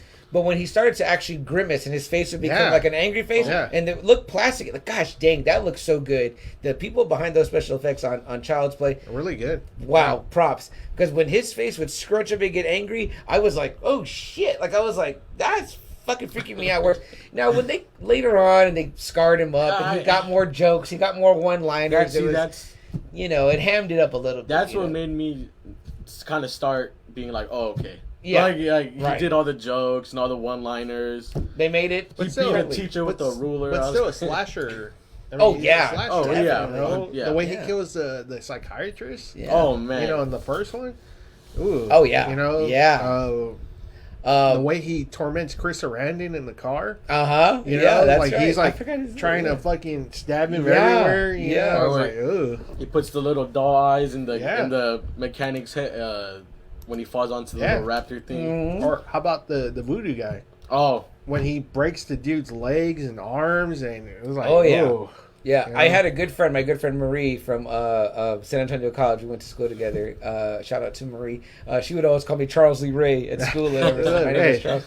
She'd be like, Charles Lee Ray, and I'd be like, I guess. You know what I mean? So, Brad Dourif, man. Brad Dourif. But yeah, man, Child's Play, definitely. And again, the character Chucky so iconic that it just gets called Chucky mainly. People don't even remember that it's called Child's Play, but that's how iconic those movies are. So I'm a fan. Are you a fan of those? Yeah. It's almost like he was kind of like the creature, right? Yeah. Like kind of like that later kind of like slasher that kind of got introduced, but became just as iconic as the other ones. So to me, a cool prop to own would always be like own the good guy doll with the box. You know what I mean? Just that'd be cool. Have right? it with sitting the box. somewhere. Yeah, for sure. You know what I mean? And I see it everywhere. So it's always cool to see that classic icon. Child's Play and Chucky, obviously, and then he got Tiffany, and then they've got a show. It's like that just shows you the perseverance of that character. We're about 5 minutes or 4 minutes from our next break, guys. Anyone you guys want to bring up that we may have mentioned? Candyman. Oh, that's a great. Nice. He hits the nice. The remake just came out. Have you seen both? No, I haven't seen the new one. We should watch that this weekend. Me, you, and Mom. What a great movie Candyman was. So original, so cool. You feel bad for the guy because of what happened to him. Right. But man, super scary. You say the name 3 times. I was more scared than Bloody Mary. Yeah, I was like, fuck that. Fuck that. I'm never going to say his name 3 times. It's like Beetlejuice. Say it 3 times, right? But, I mean, cool backstory, cool thing. The hook, the bees, the voodoo, all that crap, that goes into it. Yeah. I think that was actually the first scary movie that as a kid, I enjoyed watching. Yeah. And you can say our guy, Tony Todd, kind of broke out in that one or whatever. And now we love him so much. And now the new one has our other boy from Watchmen that we talked about, Yahya Abdul-Mateen, who has such a fantastic face and look to him, and he's a great actor. Obviously, we talked about how he won the Emmy for Watchmen, but he's great. And, he's also in Aquaman, Black Mantis. Oh, okay, yeah. So he's a total badass. But Candyman's one of those that he's just right there. He's kind of like on the B side, but right there. But every time they mention him, people get excited. It's like, Candyman. I love it. All right, that's a great pull, German. What about this guy? I'll talk about it real quick because he only deserves this much time. We got about 3 minutes left. What about the Leprechaun? I love the Leprechaun. Warwick Davis. Warwick Davis. That's my favorite one. Is the Leprechaun a slasher? I mean, he was slashing me with them buckles. Remember that was like this little bastard there. Well, I think he did more of like a magical, I'm gonna make you kill him, right? Or like we're gonna a goofy death where like you get stuck in a safe, right? You die in there, suffocation, something like that. And he even goes to the hood. Remember Leprechaun? That was my favorite one. That's my favorite one. So there's always they go too far, but that first one I remember being okay. Like I was like, all right, this is kind of all right. He always starts off okay. Yeah, he looked ugly. I always tell people this. He was, yeah. This is how I tell people. I said, imagine you open the door to go to the bathroom from your bedroom, and that's standing there. Oh, believe me, you'll piss your fucking pants. Believe me, you're not going to be a tough guy or a tough gal in that moment. You're going to be scared shitless in that moment. So definitely Leprechaun. And again, we were able to discuss him in under 30 seconds. So not that much. They try to get serious with him though. I don't know if y'all knew that. They made a Leprechaun Origins. Oh, is that that's right? They tried to get serious with it, but it didn't work out because they made it a whole different monster. It was like more of like you ever seen The Descent? Yes, I have. It was more of like it was more like that kind of monster. Okay. I'm kind of curious by what you're saying. Like I kind of would like to see that because they're taking. I thought it was bad. It was kind of cheesy. Even like like the originals, but Okay. So, well, you may or you may not want to look into the Leprechaun. Guys, is there anybody that we missed or haven't talked about? I'm asking you, the Friday Night Faithful, the Friday Nighters out there, somebody you want to talk about. Is there something that we said that you disagree with that you want to talk to us about? We're about to go right now into our comment section. Read what it is that you've had to say. I see the comments have flowed in, so I'm eager to read those. Guys, if you ever want to hear what it is we say about those comments, check us out on YouTube. Search Just Another Friday Night. Hit the subscribe button. Hit the little bell to get notifications. You only get one a week because we only do one show a week on Friday night, usually. And we'll talk about that there. But for right now, for our audio listeners, you will not hear the conversation that happens in the comment section. For that, you got to go to YouTube. But you might like the tighter show, listening to us on Spotify or anywhere else podcasts are done, and you're going to get that version. So after that, we'll be right back. Okay, my Facebook Live peeps, we're still here with you, and comments have flowed in sweet comment wine about the slashers. So we definitely want to read what you got to say. I got to scroll up quite a bit. I got to let Double A read for me because I don't have my glasses on. Right there. Okay, so Rich says, Rizzo says they kind of get into that Halloween 6 about Michael. Okay. And then Rich says, okay, cool. Yeah, I haven't seen all the Halloween movies because that dude doesn't die, so it kind of threw me off. Rich, if you're still here, it's like I said last week. It's like Halloween has its own multiverse. I mean, it doesn't really matter. Like, these new Halloween movies are direct sequels of Part 1. So you really don't even need to see 2 through whatever. You don't need to see the Rob Zombie movies. All you need to see is Part 1. So, yeah. Rizzo says, it's kind of annoying that he doesn't die. Sometimes you just have to roll your eyes. Riz, I was watching a documentary. They said there's a contract for whatever reason. Michael Myers cannot die. That was the whole point of H2O, and she was pissed when she found that out. When they told her. Because you're like, what's the point? I like Steve's comment there. He says, tandem for you guys, outdoor show. I'm down for it, Patricia says, yes. And Rich says, okay, who is the godfather of horror characters? Ooh. The godfather of horror characters. Michael? I mean... You probably would say Michael Myers, although we are saying that Leatherface kind of came first, so maybe Leatherface is the godfather. And again, I still kind of consider that like modern horror, because if you go, horror to me goes back to your Dracula, your Frankenstein, your things like that. You got to say, what frightened people then at that time? You know what I mean? Because I mean, it's like you've got things. You've got Dracula, you've got Frankenstein, where at the time was chilling. You know what I mean? Dracula. To be honest, if you're really going back that far, I think Dracula was probably the inception of defining a horror character. And me and Double A have talked about this, Jeremy, where we say there's so many things about Dracula that continue to persist. The coffin, the crosses, the way he looks, the cape, the fangs. It's like there's certain things that it's like if you're gonna do Dracula or a vampire, you're mentioning things that come from the Dracula story. That's again to me the ultimate testament and iconic horror villain, you know what I mean, or monster, whatever you want to call it. Steve says he loves your Mike Myers imitation. My tilting head. No, you're Mike Myers. Oh yeah, baby. Yeah. I'm killing people. Yeah, baby. Patricia brings up a great one. She goes, "Let's talk Sleepaway Camp." Oh, Patricia, very nice, love that Patricia. Movie. That movie is good. It's a classic 80s horror. I've met Felissa Rose.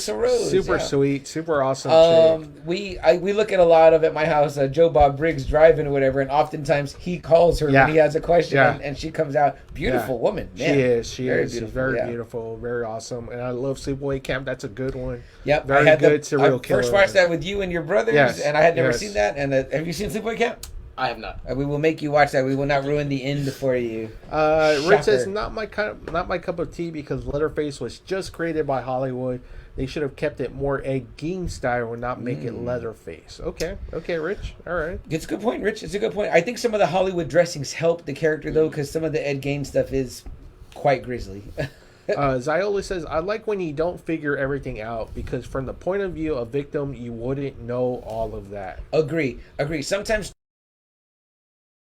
like too much backstory either. I mean? It's funny because you're saying you like the Tobin character from Saw because of the backstory, but I know you didn't like Michael Myers' I backup. hated Rob Zombie's version because they gave him that fucking classic origin story. So. It's very interesting because Quentin Tarantino has said one of the main things he hated about Oliver Stone's Natural Born Killers that he did was that he gave Mallory a backstory with the Rodney Dangerfield dad. Yeah. He liked it better when they were just insane for no reason. Just like, insane. We're just fucking crazy. You know what I mean? So yeah. That's why I liked it. And that is more crazy when I know we guys. You listen to that Morbid podcast, like I mentioned. It's like you'll hear their stories of people that are like they had a great life, great upbringing. Mom and dad were together. They had money. Kid got everything he wanted, and he's like, I just fucking wanted to kill because I was curious. You know what I mean? Like I wanted to smash somebody with a hammer. It's like, what the fuck is wrong with you? That's super fucking scary. Patricia says, correct. Thanks for clearing that up. I've been saying it for years. I like the newer one for Jessica Biel, Rizzo says. Oh, nice. And Rich says, what about the Leprechaun movies? For Jessica Biel. And we got to it at the end. We got to it, yeah. Let me see. Shout out to Jessica Biel for you, Riz. I agree with you on that. That makes that movie good. That's actually a pretty good one. Arlie Ermey's in there. Yeah, that's right. Yeah. He's one of the family. Yeah, I remember that. Yeah. Rich says the sequel to the Texas Chainsaw Massacre was a little funny, especially when they have the duel with the chainsaws. Yeah. Steve says the Chainsaw Massacre was super awesome, a Texas horror legend. Absolutely. And Ziola says, didn't they use real roadkill to decorate the house? I have no doubt they probably did. They probably did. I would love to see a good documentary on that one. Steve says, start up with Chainsaw Anywhere, and damn it, you think of it. Yep, absolutely. That's a great point, Steve. Yeah. Rich says, Dennis Hopper bringing out that long chainsaw. Dennis Hopper was in part 2. I forgot Dennis Hopper was in part 2. That's right, yeah. Steve says, ouch, that one hurt, Chuck. Rizzo says, Candyman, Ghostface. Yeah. Rizzo says, Pennywise the Clown. Interesting. I was thinking about that. I had him up there. Would you guys call him a slash? I have him up there. I wouldn't call him a slash. But he's more of a monster. Yeah, more of a, I would say more of a monster. But I mean, man, he does kill a lot of people. He does. Oh yeah, there's a lot of it, and he's eating these kids too. So that whole Georgie stuff that gets me every time, man. Rich says I would die in the It movies because I don't like clowns. Oh yeah, and then Rizzo says same.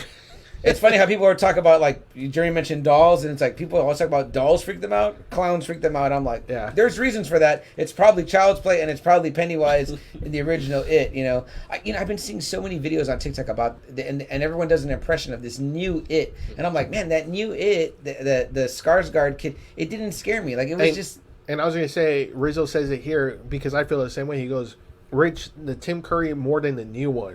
Because I hate clowns, and it started with the original movie. That Tim Curry is way scarier than this dude. Yeah, you know? Yeah. If you guys want to see a scary version of It, watch the original. The Tim Curry for sure. And then Rich says, "Yeah, exactly. The Tim Curry version. I would be dead in the first scene. The newer ones weren't too bad. I think Homie the Clown was scarier than that one, but still don't like them. I wouldn't want to get hit with that Homie the Clown side. Homie the Clown." Patricia's got to go real quick doing pumpkins, but she'll be back. Oh, keep the pumpkins going, girl. Rich says, Officer Doofy reporting for duty. I'm cleaning my room. Oh, man. And then Rich says, let's just say top 3 can be killed. Who wins depending on strength, weapons, and killing smarts? Great Let's question. just say the top 3 can be killed. Who wins? If they could be killed, you've got Jason, Freddy, and Michael Myers. Yeah. And what was the next part? The next stipulation? Who wins depending on strength, weapons, and killing smarts? If they could be killed. I think Jason. I say Jason. I'm going to go... Because if we're going off based off Halloween kills and a mob can sort of do something, I think Jason will probably take it. That's an interesting... Yeah, and he's got the machete because it's Jason and his machete, Butcher Knife and Mike Myers, and Freddy's got his claw. So if we did the big 3 and they in a world where they were able to be killed, yeah, could see kind of Jason coming out on Freddy's top. ass. Oh yeah. Yeah. Oh man, so, he beat him. Yeah. So it'd be him between and Michael. those two, you know what I mean? I did see a great meme though. But where Jason has just so much brute strength. Yeah, I saw this great meme where it's I think Jerry D posted it. Double A, I don't know if you saw it, but it's Michael Myers. He's got the Jason mask up to his face, and it says, "When you've been number 1 so long, you want to see what being number 2 feels like." I don't know. You know what? I'm gonna mix it. I'm gonna go Michael Myers. He'll be like, "Yeah, baby, killing you, Jason." Rich says, and who wins out of Ghostface and Leatherface? Leatherface. Way more brutal, way more savage. It would scare Stu and Billy Loomis. That Ghostface will run the other way. Steve says, you can't reboot a master. That's true. And he goes, AA, the first movies are usually the best. Yeah. And then Rich says, screw the doll, put him in a wood chipper. I say that as an adult, but as a kid, I was terrified. Well, what about the Jigsaw's little doll that rides a little bike versus Chucky? How about that? Well, Jigsaw, the doll is not alive. Oh, see, then that's it. I guess Chucky gets that one. Okay, what about Chucky versus the Leprechaun? Chucky. Interesting. Oh, Leprechaun, maybe Leprechaun. Well, because Leprechaun is magic, but I think Leprechaun. If they use that crutch of magic, then yeah. And then Patricia says, "Oh, we're talking dolls now." Rich says, you got to throw Annabelle in there. You're talking dolls. You think Chucky cheats on Tiffany with Annabelle? Damn, I see it happening. I see it happening. Rich says, "What about Hellraiser, Pinhead?" We're gonna get there. We're definitely gonna get to Pinhead. Steve says, "Kids dramatize. Chuck's a doll, just like Annabelle." And then Steve says, "It's not easy being a candy man." And Steve says the Leprechaun was funny. Definitely, it was hilarious. John in the house. He said, "There's only one way to kill a leprechaun, and I ain't gonna tell you." You know, it's funny. We talked about Leatherface's chainsaw, right? Holty Bear has brought a chainsaw over to my house a couple of times. It's not as terrifying nearly when you buy that mini chainsaw, the one you use for the mesquite around here in Texas. You know, we don't have big trees. We need that big Leatherface full-size chainsaw. You know, he's got that fucking giant one. You're like, holy shit, when the fuck do you need that gold-plated chainsaw? I just mean it's like the big, the long blade. Like, you know, most guys, you know, in Texas have one. You buy the shorter one because you're just cutting like smaller trees. You know what I mean? In this entire neighborhood, there's no trees like that. They need that big chainsaw. Patricia says Sleepaway Camp again with the shocked face. Yes. Yeah, great pick, Patricia. I love that one. Steve says once the Night of the Living Dead was a little scary for the folks. Not so much, guys. Nah, I love that, though. Night of the Living Dead. Great. Patricia's put some hearts. And Jess in the house says, what's up, hey, Jess? guys. And she loves clowns, she says. Yes, she does love clowns, yeah. And I think she loves this guy, too, right here. Yeah, she goes, Jeremy, my son, whoop, whoop. There you go. And then she goes, the movie Dolls. Yes, it's kind of like an early creepy, 80s. Yeah. And you could throw in there, we're talking dolls. Yeah. Puppet Master. Oh, we love Puppet Master. Yeah, great. And there's some creepy kills in that. You see Puppet Master? That first one is you good. got to watch the that first one, is dude. good. Yeah, the first one's great. What was the other one? With Billy the doll. It's not Saul. Shoot, you got to let me think about that one. I don't know. Get that next big comment. Ziola says, I believe they only had one set of clothes for the whole shoot, and the chainsaw was real with the chain altered or something, and he had to watch where they were at during the attack scenes. Holy shit. Okay. Oh, I'll bet. Okay. And Rich says, could Predator be considered a slasher? Yeah, I think so. I don't know. Predator's more of a sportsman, Jeremy. You think so? Because he's an alien, I kind of throw him in sci-fi. I'll give him that because they only kills for sport. Right. Yeah, so they won't kill. But at the same time, he has some epic kills. He is slashing people. I'm gonna throw this out there again, guys, because I watched again the movies that made us. Go check out the one for Nightmare on Elm Street. The guy, the prop master that made the glove, he read what it said that they wanted in the script for the glove. He made it, and he made it with real razor sharp ones. And he said right away, he told them, he goes, if you put this on, you're gonna hurt. He says right away, Robert Englund put it on, and he went like this. He jerked his hand down. He goes, ooh, cool, like to put his hand down. And he said right away he cut his arm because that's how sharp. And I was like, why the hell would this prop guy make it like action? But he said he needed it for when he's doing like the pipe and all that. You can make it for that, but you don't make it for the whole fucking movie. Right, and then they said that the other actors were like he was like, you got to be careful around them because you're gonna cut them for real. Yeah, I mean that's what happened with the Alec Baldwin thing. Yeah, exactly. And Jeremy Jess says no, they kill for sport. And Steve says easy, Chuck. It's only an 18-inch chainsaw. And Rich says, Children of the Corn? Yeah, we were just Isaac and Malachi? He just watched, and he was asking me, do they count? I said, you know what? It did spawn sequels, but the original two guys died. So is it... No, but Isaac keeps coming back. Oh, does he? Yes, Is that he what does. Because I was asking about that. Yeah, So how did Isaac they comes keep back. I don't think Malachi comes back, but Isaac because he was coming possessed, back. right? Yeah. He got possessed. There's new children of the corn. Guys, read through the comments, ask some questions. I'm going to take a quick break, and I'll be right back myself. But you guys keep talking it up. All right. So, again, we're talking slashers. What entails a slasher, Jeremy? Is it aliens? Is it creatures like Pennywise? Is it vampires? Can vampires be considered slashers? I think it has to be just that classic knife or whatever weapon they have. And maybe some kill. supernatural ability that they have, right? Something like that. Yeah. Rich says The Ring. What do you think? No, that's not slasher. And then Patricia says The Crow was good. Yes, I love The Crow. Love The Crow. Love the movie. Jess says Malachi loves to murder. Yeah. He did love to murder. Steve says, once again, Children of the Corn. The first one wins, guys. Yeah, the first one's good. And Jerry says, no, vampires are not slashers. Okay, well, there's certain... Jerry, what about Lost Boys? I mean, or Underworld. Or Underworld. Yeah, I mean, they kill werewolves. Yeah. Jess says, just watch it. I guess you're talking about Children of the Corn, right? Yeah, okay. John says Chopping Mall, the robots. Would you consider robots slashers? Killer robots. No, I don't think so. Jess says, yeah, they kill to eat. Okay, so, Jess thinks vampires could be slashers. Patricia says Lost Boys is a good one. Vampires, and Steve says vampires suck. And Jess says no. No, they don't. Well, I mean, they do, right? Well, but, I mean, I guess it really depends, on what. Like I said, David from the Lost Boys, I mean, he goes on a murder spree, I mean, he kills a lot of people, Yeah. I mean, but, I don't know. It's kind of hard to...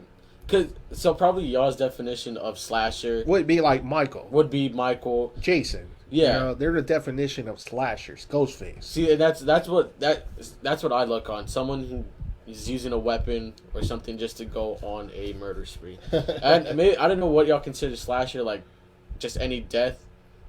Any murderous spree is a slasher. Yeah. But the way I look at it, for me, you need a weapon. Or some weapon, something and kill a bunch of dumb teens. Steve says he was just joking about the vampire suck. I thought the vampire suck was a joke. Ziola says, I always thought vampires were like descendants of monster flicks. And John says Slumber Party Massacre. Oh, you're bringing up some Black Christmas kind of stuff. Did John bring up Chopping Mall? Yeah. Yes, he did. I was going to say, I just walked in, but I knew there was a bit of Chopping Mall. I felt the disturbance in the force. I asked Jeremy, I was like, can robots be considered slashers? If it's maybe just one robot that's continually slashing. Has it ever been a robot continually? I don't Terminator? know. The Terminator. Again, I feel he does kill a whole thing of cops. He kills a whole fucking squadron of cops. But if he killed John Connor on his first day, his first hour, he would have been done. They showed it in the new Terminator. Remember, after he kills John Connor, he lives a peaceful life. Remember? Did you see that? No, I don't think I saw that new one. Dark Fate. No, I didn't watch that one. So after he kills John Connor, he just lives out the rest of his life. If you technically want to count Chucky as a robot, robotic. Well, he's voodoo. He's possessed. Yeah, but he's possessed. So I don't know. Steve says Bloody Christmas, and then John says Westworld. Oh, I love Westworld, man. See, I would love for this guy to watch that and let's chop that show up. Black Christmas season by season. Black Christmas, My Bloody Valentine, Slumber Party Massacre. Those are all those kind of slasher, those really indie flicks. Have y'all heard indie flicks? Yeah. Have you heard of Thanksgiving? Oh, jeez. I know that Holty Bear has out there Friday Night Holty and Friday Night or Foxy Roxy. And just answer her question. She says, yes, it's still a human soul, Chucky. You know what, Double A? This conversation has been going so well, and I'm loving these comments. What if we reopened it up, the audio, and we keep the comments live and read them while we go so we get your input live on the show? Especially, I'm super happy that we got Ziola here, Patricia here. Some new blood in the house tonight as we're talking about the blood and guts galore. Guys, let's start. And then Patricia says 13 Ghosts. Oh, that's a big time favorite of a lot of your brother. I love it. Big and I met met. We both met. Shannon Elizabeth, and that's a movie I had her sign. That's right. Yeah. That's interesting. Yeah. I didn't get a signature. It's got the picture from her or whatever, but very gorgeous. Oh yeah. I wouldn't have known where to start with her because I love American Pie, but I also for me it's 13 Ghosts. So Jay and Silent Bob. Yeah. But yeah, okay. No, that's a good pull on that one, and it has Monk in it too. Monk. Yeah. All right, guys. We're gonna do something a little bit different here. Where I'm gonna go ahead and start the recording for the audio. We're gonna continue our conversation, but we're gonna keep referring to the comments, so you guys keep joining in. Apparently, we're getting a lot of good responses from you guys on this topic. So let's keep the conversation going about Slasher's Delight tonight. It's the last Friday before Halloween. It's the last Friday before Halloween. How are you guys getting in this spooky mood? Hopefully listening to this show. All right, guys, we're back here. For those of us listening on the audio version only, we have been still enjoying the conversation. Check out the YouTube. We're mentioning like a lot of like indie flicks that I forgot. I mean, Slumber Party Massacre, My Bloody Valentine, Sleepaway at Camp. I mean, we're forgetting like a whole bunch of slashers. The comments have been so kick-ass, guys, that we're going to keep the comments open. We normally don't do it that way. We normally take the break and then we read through the comments. But we're going to keep it up for this time, so that way as we're discussing things, we can read live what you guys out there in the Friday Night Faithful, the Friday Nighters, are saying about what we're saying regarding the slashers, the modern monsters. And Rich says it's hard to clarify slashers because Candyman wasn't that just an evil entity, right? Like Annabelle and Chucky. So would Freddy be considered the same as well, an evil entity? Interesting. Should we get into the big three? Well, we'll talk about Freddy in a minute. And Rizzo says, I'm back, was helping my kid decide what to do with the pumpkin she's carving. And then Jess calls out the new blood. She says, go subscribe to the YouTube channel. And John says, this is a weird one. Jaws was a true slasher. Wow. Okay, John. All right, John. I mean, if I'm kind of pulling it there. Yeah, I mean, if you live in San Antonio in South Texas like we do, there's not really that much concern with Jaws. Being that he's a shark and there's no water fucking around here. And then Steve says, sorry guys, too much scotch tonight. Chucky is funny. Never turn off your autocorrect. Too much scotch. Steve, there's never too much. Steve, which scotch specifically? I want to know what it is you're drinking. You're making me want to have a scotch. Okay, so you want to get into the big three. Which one do you want to start off with? Well, let's start. Shoot, where do you start? Let's start with oldest first with the big three. Michael. Guys, we're talking the Michael big three. Michael Myers, right? From the master, John Carpenter. I mean, I love him. Great. The original Halloween, the music. I mean, this is when you add another layer to your slasher. Yeah, so Leatherface kind of was the pioneer, but Halloween is the one that really pushed these new brand movies of slasher if flicks. Leatherface is the godfather of it, then we would say that Michael is the daddy. Yes. Probably. Yes. You know what I mean? He's the one that really is the one that introduced all the techniques into every 80s movie, 80s horror movie that there was. He follows a formula. He's, the silent killer. He kills in different ways. There's the silent killer. And then here's what makes it iconic, because you got to add another layer. Sure, you might have a mask. Sure, you might have a weapon. Sure, you might have a gimmick. But Michael Myers has that iconic theme music, and it takes it to another level. You hear that, you're getting chills up your spine. That's some scary, creepy shit. And John Carpenter, again, guys, I can't say it enough because it's really fun. It's 45 minutes. The movies that made us, the Halloween episode is the first one that's there. And I watched it just today, and I was like, wow, it's really cool. Whenever they talk about, again, the Shatner mask and how they chose it, and what he was the Shape. Yes. Before he was Michael Myers. Yes. They just called him the Shape, and that's... I mean, what you find out his name though, like very in the beginning, right? You know, the parents call him Michael, or the sister calls him Michael. Really? It's like, she goes, Michael, what are you doing in my, my room? Get out. So, I mean, you get his name. So I didn't know about the Shape. Yeah, but if you look at like the credits, it's just called the Shape. Because that was funny because in the game I was talking about, that's what they call him, the Shape. I guess because. Yeah. Did you talk about Dead by Daylight? Yeah. Oh, okay, cool. Yeah, that's great game. Great. I was hoping you would talk about that, so that's awesome.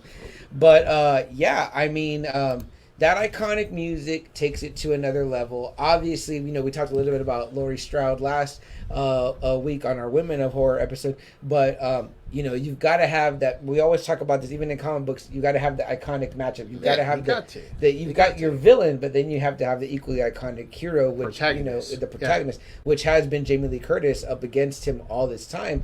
But man, what a look! What a theme!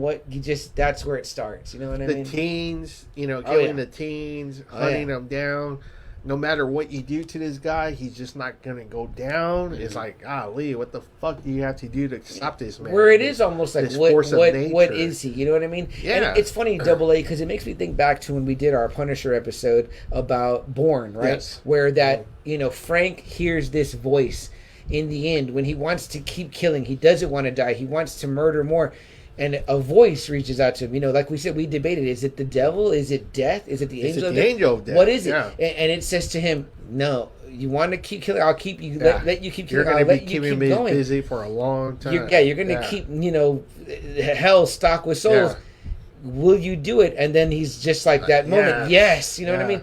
It makes you wonder if maybe Michael Myers wants to die. But see, the thing is, like, Michael was something keeps him alive. But he was a little boy that somehow he stopped being a little boy and he just became possessed by something supernatural. Right. Yes. That he went catatonic for like 40 years, just being quiet. Yeah. And then all of a sudden he woke up and he went on this murderous rampage again. It's like, what the fuck? The difference between what we said about the Terminator, if he killed John Connor in the first 20 minutes of his he lives out his life, versus this. I think if Michael Myers killed his sister in the first 20 minutes, he keeps going. Oh, yeah. And he doesn't stop. He just doesn't stop. That's it. Like, he just likes killing. It's like Dr. Loomis says. He's like there's nothing behind those eyes. It's just pure evil. Right. I love that about the character. I love that it's just these blank, hollow eyes. Just, like I said, the head tilt, you know what I mean? That's kind of like, like there's something there, but, wow, he actually stuck to the wall. Yeah. I mean, fucking for my money, you see that on the corner anywhere in your fucking neighborhood or wherever, and you have someone committed to it, that creeps you the fuck out. Yeah. You know what I mean? What about you, Jeremy? Where do you stand with Halloween and the Michael Myers character? I love it. I mean, the original slasher to me. Okay. All right. To me, that's the OG slasher. Yeah. All right. Is there a favorite? Is there a favorite movie of his or moment of his? Or I'll let you answer that one. I think my favorite moment was when I don't know which. It might be the first one. No, I don't think it's the first one. It's hard because they kind of run together. Yeah. It's where he's in the house and then he stabs the boyfriend through the door. And that's the first one. Great kill. That's a great kill. I like that one, and then I like when he puts the bed sheet on. And he goes over there, and she thinks it's him, and then he strangles her with the phone cord. Yeah. That's the first one too. That's the one. There's something about Michael Myers too, where it's like on Halloween, it's like there's more power to him. Like now, he's amped the fuck up. Like this is the night that he's unstoppable. You know what I mean? So even if it's like, I love that they don't really touch on the fact that is it supernatural or whatever, but it's just like it's felt. It's like there's more. There's something more to this. There was something about that. I think I read up on it, where it's like some certain spirit that possesses people. I gotta look it up real quick, but it has something to do with it. We'll come back on That's way interesting. Yeah, because like in this new one, it's like 40 years later from the original, and he's supposed to be like 60 something, and yet the way he's like grabbing people and it's supernatural. There's something supernatural about him. He has some sort of strength, that's there. So I mean. No, 100% agree, man. Yeah, and I love those scenes too. Like Jeremy said, him stabbing him through the door. It's like Michael possesses this extra level of that's what power, I'm saying. Like he's strength. going like that, but it's strong enough to where it's going through the body and it's sticking him to the wall. Don't they show him in certain scenes too, like lifting people up off the ground, like they're like a foot off the ground? Yeah, like how just going fucking big is this? And you just imagine. Hey, the first one, he's not big. Yeah, he's not big. No, at he's all. not. Yeah, he's like a regular sized guy, but he's picking these guys up like there's something supernatural about this fucking guy. In the show on Netflix, they show him like the guy that's wearing the mask most of the time or whatever, and they even show the other guy. They're like, oh, in this scene, this guy's doing this, so this other guy wore the mask. It was just like anybody put it on for whatever, They're different sizes, I just saw it's called the Curse of Thorn. Okay. It's basically it possesses one person in a family to murder the family, and then you can sacrifice just go on a killing basically and sacrificing them to a certain I guess deity. And they address this in one of the movies? There is a movie with Paul Rudd where it's like a cult. But in these new movies, it's pretty much just like I said. It's kind of wiped away. Right. Yeah. But there is a movie. John says Norman Bates from Psycho. He's a good slasher. Rizzo says The Shape is his stage name. Rich says he was a psychopath that made him creepy because he had no remorse or feelings. That's the scary of all scary. 100%. 100%. That how many times have we seen a movie or a show or whatever where someone tries to plead with the killer? There's no pleading with Michael Myers. Number one, you're pretty sure he doesn't understand you. No. And number two, he's not really... He has a focus. He has, for whatever reasons, these specific people that he's trying to kill. Yeah. And that's it. And really... And then he goes back to sleep. Yeah. What I like about it, too, is that you don't see yourself complaining about him. Like, he's whatever. It's you're complaining about them. Like, well, what are you doing? No, don't do that. Don't do that. You're like, they're the ones fucking up, not him. Because if he has a second with you, he's not explaining his grand plan. He's not telling you, I'm going to, murder all night, blah, blah, blah. He's like, he's there to kill, and that's fucking it. So that, to me, is extremely, extremely scary. Steve wants to know, what's going on with you, Chuck? Is it me just muddling, or I don't know? Not enough scotch, Steve, probably. Patricia says it's the coat, which, got addressed in that. If you want to look at one of the multiverses in Halloween. Sure, because there's different paths, right? Yeah. Steve says, which one is the one where he burned Kevin Bacon? That's the Friday the 13th. Now you're getting into Friday. We'll talk about Jason next, I think, yeah. Patricia says they conjured a spirit and put in him the coat who took him. So, again, that's someone with Paul Rudd. Interesting. That's an interesting... and that's... Then, the Curse of Michael Myers? Yeah, the curse of Michael Myers. Right, and then Rizzo says, there you go. That's the one... That's... when you get into Halloween 6. When you put the comments up like this, I can read them. I don't have my glasses on, so I can't see shit. Steve says Astro are down 1-0 in the fourth. Nice. Oh, I think you're in for the Stros, right? Yeah, he is, Steve? but we're not. So, Rich says, so why... So is that why he doesn't die? He is possessed. He has to be. They never really mention it in the Carpenter one or anything, but I mean... I think in some versions of the film, and I think there even is one where he gets his head chopped off, right? But only to find out that in Resurrection it wasn't him. His body, right? Yeah. So. Yeah. And then Rich says, let's go Braves. All right, Rich. I'm with you on that one. Yeah.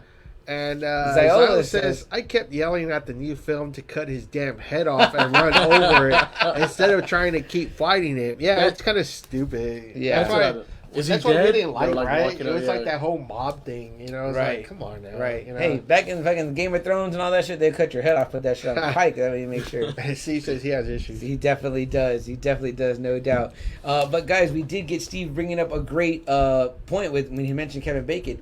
Let's go to the guy that I would say would maybe be the he's the Hulk Hogan of the slashers. I would say maybe the Ric Flair. Yeah, I would even maybe call him like the sixth man, the Ginobili off the bench. Oh, I don't know about that one. Because going too far. No, because a lot of people love fucking Jason. I agree. A lot of people. Very iconic, and I mean, okay, but you called him the Hulk Hogan, so because he just seems to be like the most popular slasher. But you're saying that Michael Myers is the Flair.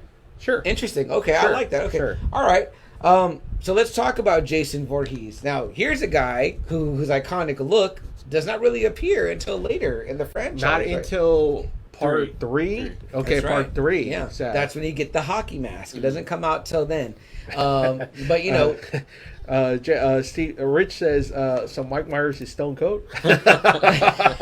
Yeah, baby, I'm Stone Cold. I'm drinking some beers. Yeah, good, baby. I mean, Jason just seems to be more popular. Like, people love the Friday the 13th more than they do the Halloween. Really? I feel the opposite. The franchise. I want to talk about the franchise as a whole. I would say more people prefer the Friday the 13th over the Halloween movies. But I think that there's more bad Friday the 13th movies than there is Halloween movies.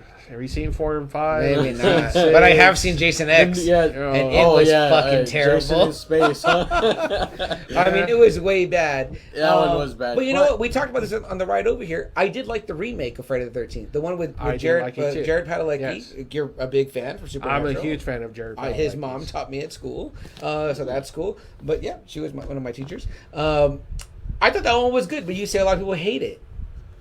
The Friday the 13th like remake. Every time I see like rankings of like the worst remakes, they always seem to put the Friday the 13th, the 2009 version, up there. And I think again, both these we've talked about Michael Myers, Halloween, and then Jason Voorhees Friday the 13th. they've both gotten the remake treatment. I think with the hope that they're like, oh, we can keep going. What I like about these is that you get a chance to like get a big guy in the suit. Get, like a big tall wrestler guy or whatever. I know they got Tyler Mane in the Halloween version, and I guess, the zombie version. And I guess if you want to say it like the most popular Jason, it became Hodder, which is huge. He's a big dude. Is he the first one? He's from like the middle ones, like kind of like the New York and right, space. Right. Yeah, so I mean, and I like when that's better. Like I think that looks better. Like it's like a big old guy, and like you get whatever. See, this is what. And we're going to get into this in the next guy we talk about, but this is what Halloween and Friday the 13th kind of lacked, is that, like, of course, we don't have Jason Voorhees in the first one. It's Jason's mom. It's the mom, right? You know what I mean? Like famously in Scream. When he asked you very well, who's the villain in the first, Friday the 13th? No, it's his mom. Right, exactly, yeah. Even though I was watching again in the making of, they show that scene when it's like the hands, and it's like he goes, "Oh, that's me." It's showing the stunt guy, and he's like, he goes, "You can see that my hairy knuckles and hairy hands." He's doing the hands part or whatever, but yeah, and then in part 2, he's wearing the sack on the head, right? Yes. You know what I mean? Yes. Which, like, do they ever explain how the fuck he was living underwater in the lake, or was he just like... see, that's the thing, too. It's kind of like, what the fuck is Jason? Because he's died a few times. He's supposed to have died in the first one. Right. And then, he does die in the movies, and then he gets, like, revived by, like, a bolt of lightning. Yeah. So... Yeah. There's a supernatural element to him as well. But his kills are gruesome. Oh yeah. Very gruesome. I mean, some of the worst kills you'll see in movie history. Now, the main difference is I remember seeing between the Halloween, how the movies that made us, and the episode, and then the movies that made us, Friday the 13th episode, the two difference between Carpenter and what the people on Friday the 13th did is they were like, on Halloween, Carpenter was like, no gore, like no blood. And there really is no blood in that first Halloween, if you notice. So it's like, if you go back and watch it, there is not.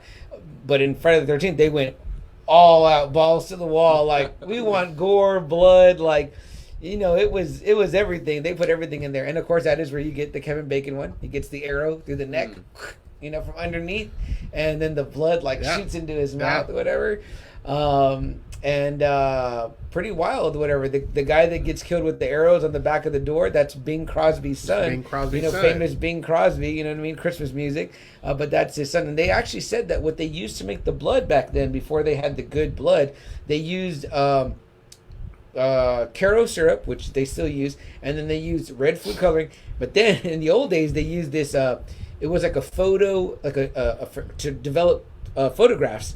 Like a developer, they put that in there or whatever also, so this shit would be getting in people's eyes and their mouth, and they'd be getting like fucked up from it for real or whatever, because the one guy, Bing Crosby's son, when he gets the arrow in the eye, it was like leaking between the latex in his eye, and he had to go to the hospital, they said, because that shit was like, he didn't see out of that eye for 6 months. But yeah, I mean, like back then, of course, they didn't know how to make the shit like they do now or whatever, but go watch those episodes again on Netflix, the movies that made us. But yeah, where do you stand, Jeremy, with Jason Voorhees as a horror icon? I think he's up there. He's up there.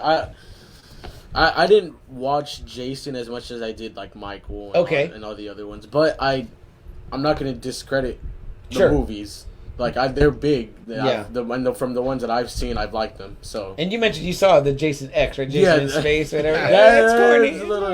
It's corny.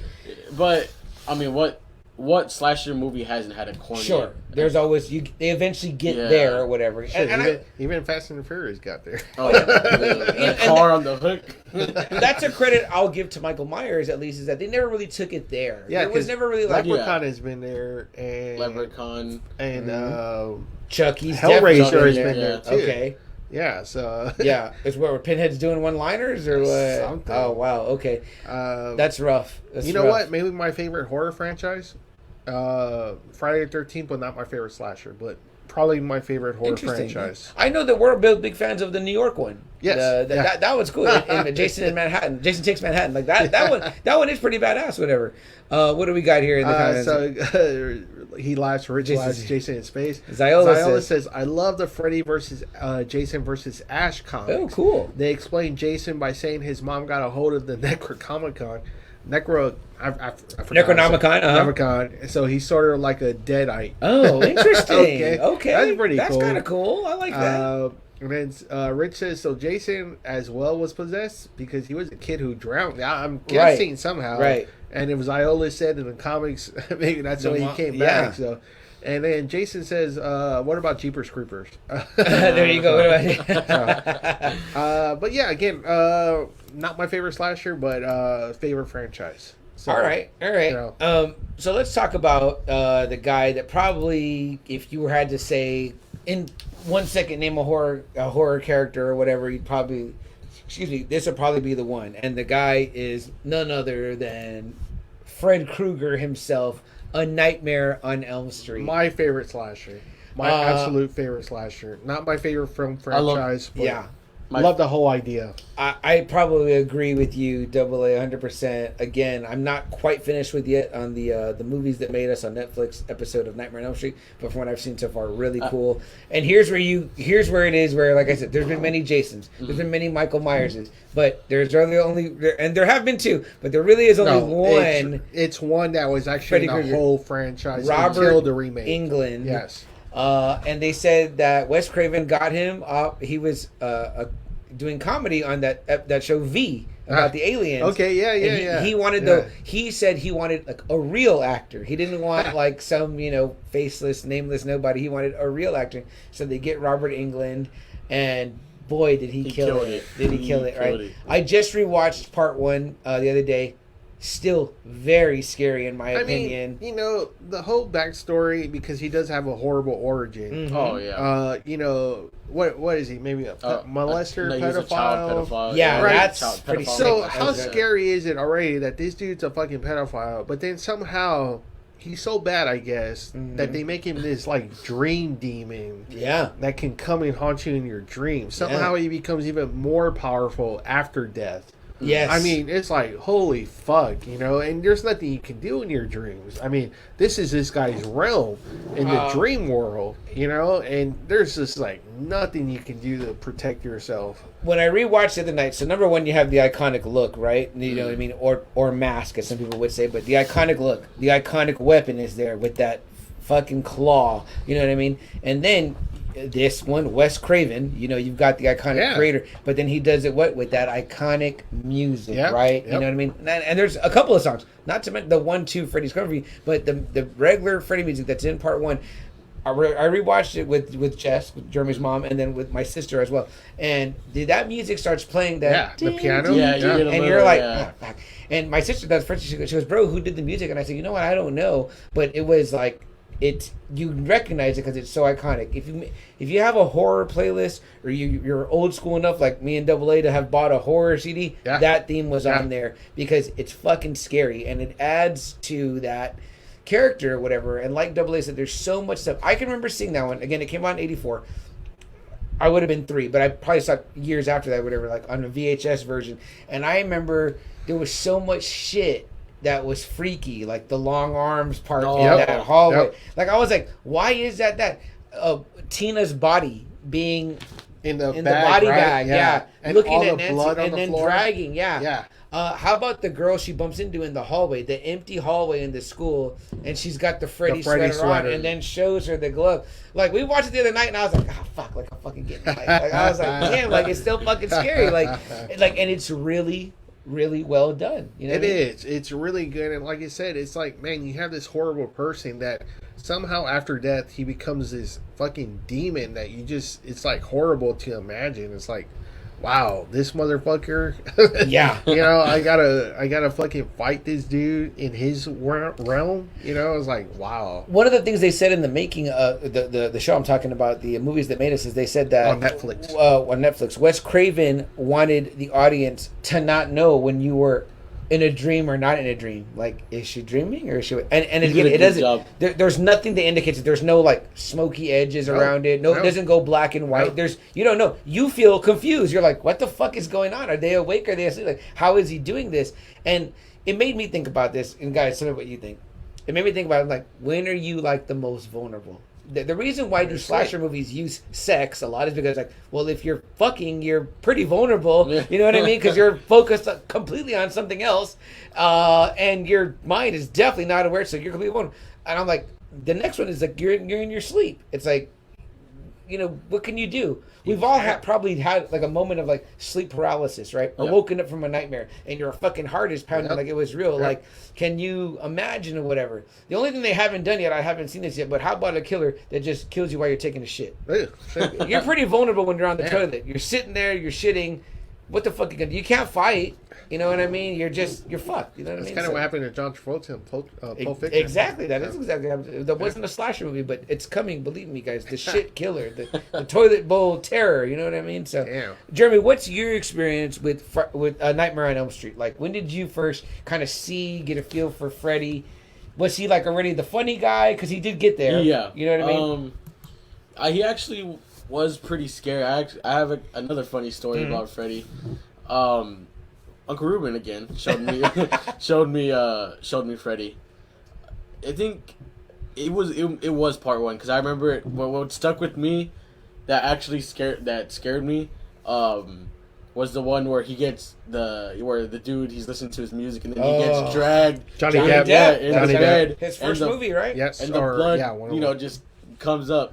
I did not want to sleep on my bed for a while. Let me tell you, guys, the really cool thing about what they do, because we were watching the other day, right? Like I said, me and my girlfriend Jess, Jeremy's mom, and my sister Amy, Untitled Amy, we were rewatching it, and there were some great effects in that. When Tina dies in the beginning and she's getting thrown all over the room, that is fucking scary. Like, the boyfriend, you can feel the terror that the boyfriend is seeing. There's nothing he can do. He's seeing his girlfriend being dragged and tossed all around the room. Her body spins around at one point, and he gets pretty much knocked out by her head. Like her head hits him, and he's like, "Oh fuck!" Imagine someone's head being swung at you, and you get hit with it. It's like getting hit with a fucking bowling ball.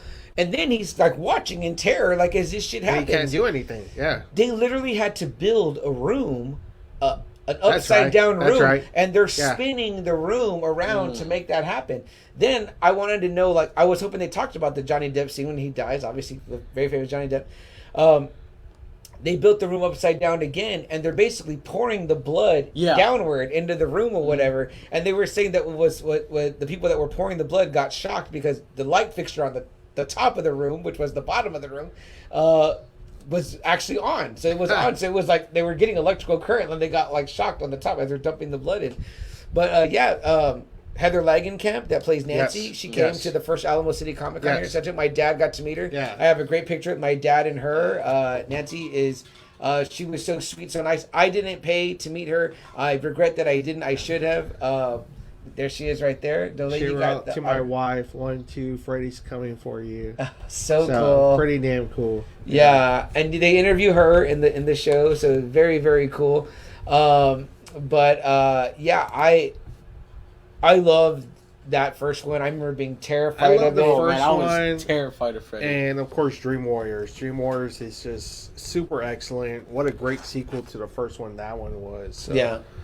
And last week on our Women of Horror episode, we were saying, well, nobody would want to dress up as Nancy for Halloween. And, Foxy Roxy said, well, unless you had the phone with Freddy's tongue, which is funny because one of the figures that you can buy of him, the great, nice, badass figures, I think NECA makes them, and it comes with the phone, with the mouth and the tongue.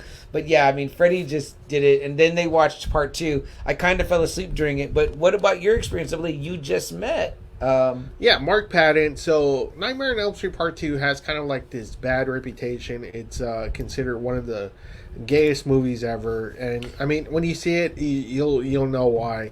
Like a lot of homosexual innuendos. Okay. Yes. But I mean, it's a cool movie. It's fine. I didn't get that at all. I was awake for most of the beginning. I mean, interesting. They say it's the worst one, but I'm like, I don't know about. I mean, Dream Master, Dream Child. I mean, those are pretty bad. I remember that part 2 being very scary, and what I saw of it, I was like, yeah, this one is pretty scary. Yeah. So I mean, it was cool. I enjoy it. There's a cool documentary about it on Shudder called Scream Queen.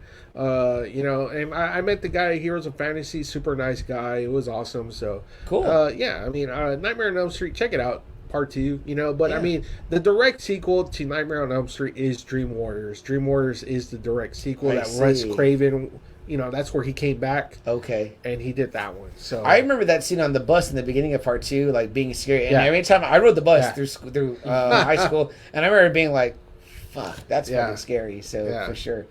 Let's see what else we got. Oh, we're right up against the next break, guys. I see some comments have come in. We want to get to those. Yeah, I mean, that's the big 3. Who's your big 3? Is it them? Is it not them? Is it Ghostface? Is it Sleepaway Camp? I mean, who is your big 3? This is just what we agreed on, who the big 3 are. The legendary pioneers, I guess you could say, of this new Universal monsters. So is there a contender? Is there someone that could step up and knock it out? If not, who's the big 5? Who else? Who are your other 2 you put in? So, Jeremy, I want to get your thoughts on that. Yeah, is it Chucky? Is it Ghostface? Is it Ghostface? You know what I mean? Yeah. Is it Jigsaw? Leatherface. Are those your big 3? Yeah. Is Leatherface your big 3? He's an icon. He's goes way back. You know what I mean? So it could potentially don't be listen him. to us. We're just saying those are probably the most popular big 3. So maybe you like the Leprechaun. He's number 1. Could be. We'll be right back, guys. We'll talk some more about this right now. All right, guys, for you guys out there living with us live, we didn't go anywhere. We got some comments in here, so I want to see what everyone's in. Yeah, I read earlier Patricia was still carving her pumpkin. She's still here, hanging out with us. Carve away. Carve and hang out with us. Yeah, Patricia, post some pics for us on our Facebook page or our group, the Friday Night Faithful. We'll accept you right away. Yeah, we would love to. I'd love to see what it is you're carving. If not, tell us what it is you're carving on those pumpkins, because I got some pumpkins sitting at the house, and they got to be carved. Jeremy, you might end up helping us on pumpkin duty this weekend. Ziola says Bubba Hotep with the great Bruce Campbell. Is that not correct? I've never seen it. Have you guys seen that one? Which one? Bubba Hotep? No. That's another. I remember always seeing that cover in the aisles of Blockbuster. That's how old I am. But very cool. Jay says that looks badass. Very nice. Yeah, that's a great picture, right? Ziola says the vein puppet. Ooh, yeah. The vein puppet. The vein puppet. Oh yeah. There is some tough stuff in there. Yeah, for sure. Riz says, and Rizzo says there's a cool documentary about the second Elm Street, which is called Scream Queen. Oh, where's it streaming at? Double A? For me, I saw it on Shudder, but he's saying that it might be on AMC Plus, but I've seen it on Shudder. Okay, if it's on, it just has Shudder, so I'll watch it. I want to check it out. Yeah, we should check it out. It'd be good to watch. I love documentaries. I love documentaries, especially it's called the Scream Queen. Movie making. Movie making stuff always gets me geeked up. So very cool.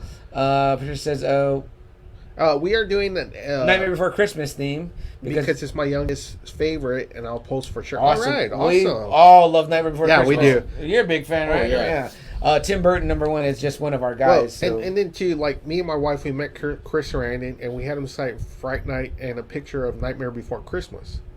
So yeah, we love that movie too. Is he Jack? Yeah. Is that right? Yeah. I thought Danny Elfman does the singing. He does the singing, but it's Chris Sarandon that does the voice throughout. Very interesting. So I love that. I want to karaoke. And he always says too, he's like, man, it's amazing how he sees new things coming out every year. It's like every year there's something new from Nightmare Before Walgreens Christmas. has like an exclusive like thing on that. And in my literal living room, there are Nightmare Before Christmas things that stay up all year long. So it was super cool to meet the dude. Very cool. Chris Sarandon, very cool. Damn, I forgot that you met him. That's awesome. Now that you mention it, I think you're right, Double A. Yeah, I mean, that's the only way I've seen it, Chris. I've only seen it on Shudder. I don't know if it's streaming on AMC. I don't even know if maybe it's on HBO, because I know HBO Max is streaming all the Nightmares.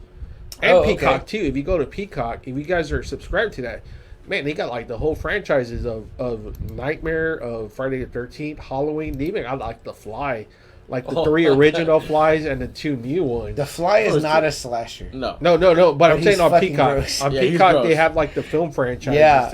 That's cool. That's very cool. I like that. Patricia says, we are huge fans of Nightmare Before Christmas. I have a lot of things going to do my house that's themed. Going to do my own. That's awesome. Yeah, that is awesome. Man, that's super awesome. My daughter had a theme of Nightmare Before Christmas one year, and I decorated my tree was like black and purple. And that was her birthday, right? Yeah, one of her birthdays. And she was also Sally. Yeah, and she was Sally too. She was a good Sally. Yeah, she was a great Sally. I love Sally. I love the Jack and Sally story. That's one of my favorite love stories. And I always tell people I love Nightmare Before Christmas because it's a Halloween movie and a Christmas movie. It literally starts on the day after Halloween because Jack's done, and it goes up through Christmas or whatever. Yeah. And I always tell people, if you look up the album, I think it's called Nightmare Before Christmas Revisited, and like big bands cover the main songs. So, Marilyn Manson, Panic at the Disco, they cover the songs. Like my daughter was singing that fucking song for so long, and I know Cal was singing that song for so long. This is Halloween. This is Halloween. Yeah, I love Jack's Lament. That's like my favorite. Yeah. But at the end of that CD, there's like a little like outro. And apparently it's all like sanctioned like by Bird and stuff, but it kind of talks about how they're married with kids. Okay. Or whatever. Sure. So it's like a little bit like an extra to the story. That's kind of neat. I think you could probably hear it like on YouTube or whatever. It's pretty cool or whatever. So Jason says this is a good one. Yeah, Jack Torrance. I mean, he doesn't really kill anyone. But yeah, I mean, he doesn't get any kills in, really. Oh, well, yeah, because he kills, what's his name? He does. He kills him. He kills him, so he does get a killing. Yeah, that's an interesting one. I don't know if I would call him a slasher, but that's definitely an iconic horror movie. He's his fucking, what do you call it? His interview for being a slasher is right up there. Yeah. And Double A, when I wore this shirt, you said, you were like, yeah, you'd count Hannibal as a slasher. For sure. Serial killer. The Chesapeake Killer. The Chesapeake Ripper, yeah. We got a whole episode on Hannibal. Just Hannibal Lecter. So you want to hear my thoughts on him. I mean, I love him. I love him. So, and I've been him for Halloween. That's how much I love him. I like this next one. Let's see here. Rizzo says the fly is so fucking gross. It's kind of funny though. Crazy effects for the time. Good flick. I mean, every time I see like someone like writing about the fly, it's always the special effects. Yeah. How great they are, how disgusting they are. Oh, absolutely, that movie is fucking gross. Even my sister knows to tell me, she's like, bro, you want to watch Fly? I'm like, that's not fucking right. I had that you or me don't want to watch that shit. I had that viewing last Halloween. It was like just for me to just try it, and I did. I watched it, but golly. Oh, we're all grossed out by it, but it is well known in this family that this is by far the most hated of the. And you know what? It's a good movie. It's a really damn good movie. It's right up there with The Thing. If you want to talk about like special effects, but fucking is that movie disgusting? I'll give you a good gross out story. So today I go have lunch with Friday Nighter Albert Olivares, as I mentioned earlier, or whatever, and we go to lunch. I won't mention the place here online because I don't want to downplay them, but where we happen to be sitting. For whatever reason, there was a lot of fucking flies. Ugh.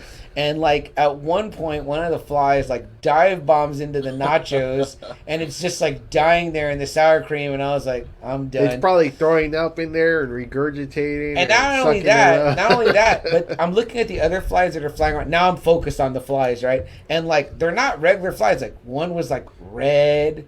One was like blue, like the back ass part, and I could see the fibers and all that, and I was like, I'm just like getting all the way. The appetite's just all the way going away. Gross. I was like, fuck, man. And I told Albert afterwards, I said, hey, did you leave a nice tip? Because I didn't tip that much. And he goes, yeah, I wrote a tip on there, kill your fucking flies. And I'm like, shit, I know it ain't their fault, but you're like, oh, it's nice weather. Let me enjoy it and eat outside. And then you're like, no, that's a bad fucking, eat inside, then come outside and drink a beer. Because I was like, wow, fuck, man. Like, it was like a weird amount. Like, they must have had something around there or something that was everything I learned about flies was from the fucking movie. That they have no fingernails, they have no teeth, they have, they can't swallow unless they regurgitate. I was like, oh my god. How about that hair coming out of Jeff Goldblum's back? Yeah. Anytime someone has a thick hair, you're like, oh, you got like a fly hair. God, man. Fuck! Patricia says, I'll do the Christmas tree this year. That's themed. Awesome. Nice. She says, Shining. That's a good one. I love the Shining. And then she goes, I can't with flies. I'm a champ at killing them. Ninja mode. Girl, let's go. Me and you. Head fight. That is these guys are watching. I will wash my hands right after, but I will kill these motherfuckers with my bare hands so that they're away from my shit. Because I'm like, fucking gross. And everyone that is like all about, I love barbecues, I love all that stuff, whatever it is like, damn, you know what I mean? Like, you're eating on your lap, you're trying to eat fast because you're like, they're coming. It's like I love when it gets cold because these motherfuckers die. Yeah. That's my favorite fucking part. I'm like, gross. And I don't know about you guys, but sometimes I get like in my trash cans outside like maggot issues, and I'm like, who didn't tie the bag up all the way? Now there's fucking maggots. Way gross. There, Rizzo says, so freaking gross, but kind of awesome, the movie. Oh, definitely. I did have a chance to meet Jeff Goldblum, and that was the movie I had him sign. I have a movie poster of The Fly. When did you meet Jeff Goldblum? I don't think I knew this. The Alamo City Comic Con about 2-3 years ago. I don't even remember him coming. So, yeah, so I was like, when my wife said, what are we going to have signed? Jurassic Park? I know. No. The Fly. What was he charging?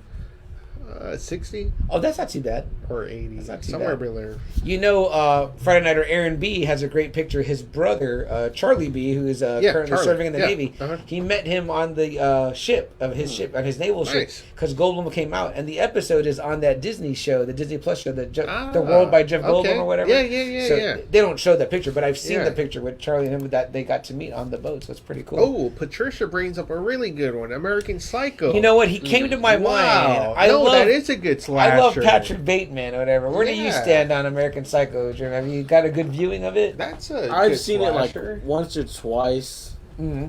I enjoyed it for what it was. Yeah. But he is a slasher. He is a killer. He pays homage to that. Although AA, I have my issues because by the end of the movie, you're in kind of question. No, but in the book, it's not a question. In the book, it's not a question. It's not a question. True. Yeah, you're very, very true. Refresh me on that, because is American Psycho, and what was this? This one's what? The one you're talking about? We're talking about American Psycho. Yeah, American Psycho, and then Psycho, right? The Psycho's different. Yeah, that's when it was Norman Bates. So, I always get those two confused. Right, I got you. So we can watch both, and you clarify it, get it. American Psycho's the one with Christian Bell. Okay, he's the businessman. Yeah, he's and he's Willem Dafoe's in it. Oh, actually, I actually like that one. Who's that? Renee Zellweger? No, not Renee Zellweger. The other girl. Chloe. Nope. Which one are you talking about? Reese Witherspoon. Reese. Okay. She's the other girl. Yes. The girlfriend. Yeah. Jared Leto's in the movie.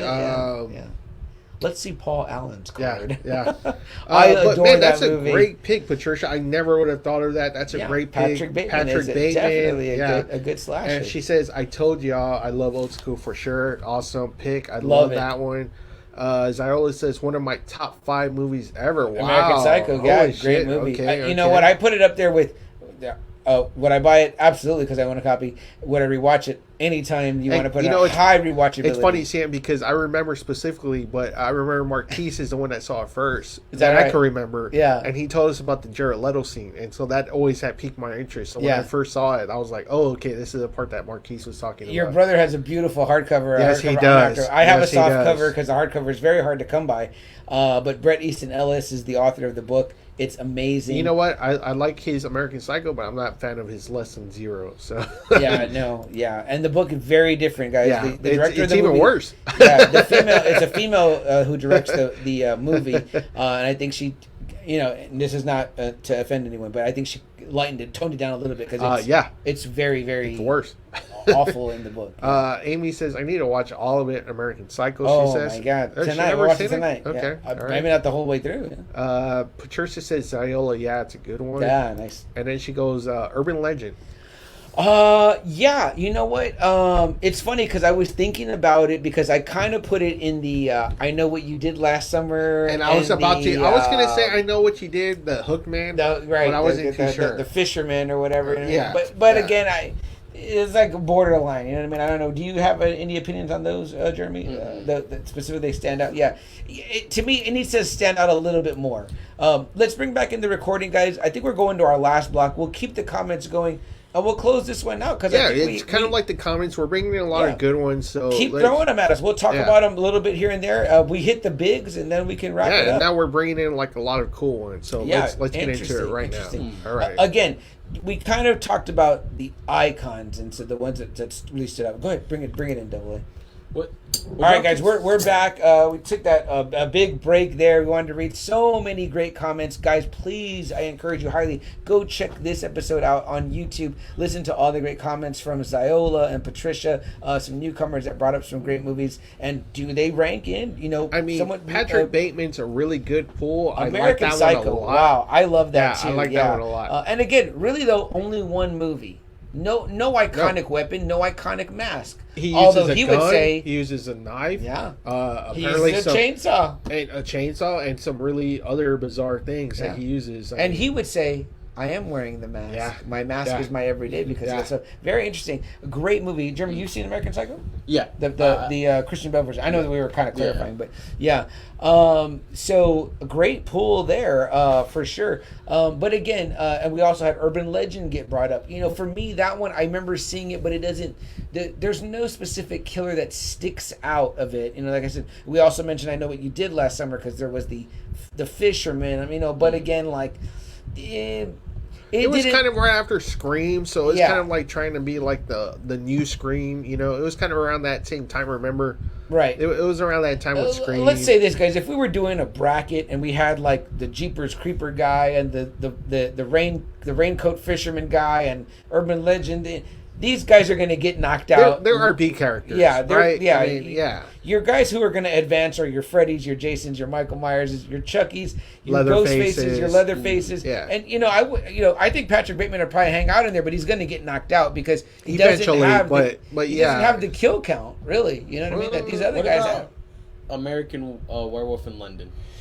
Well, now you're back to creature. Yeah. Because it's the werewolf. So I wouldn't count him as a slasher, not even at all, because it's a soul creature. And not only that, but you're kind of sympathetic towards the wolf because it wasn't really his fault. He didn't want to kill. Yeah. He was killing, though. You know what I mean? So Amy back in the house, she goes, speaking of vampires, I really love 30 Days of Night. I really don't care for the main actor, but I think he killed in that one.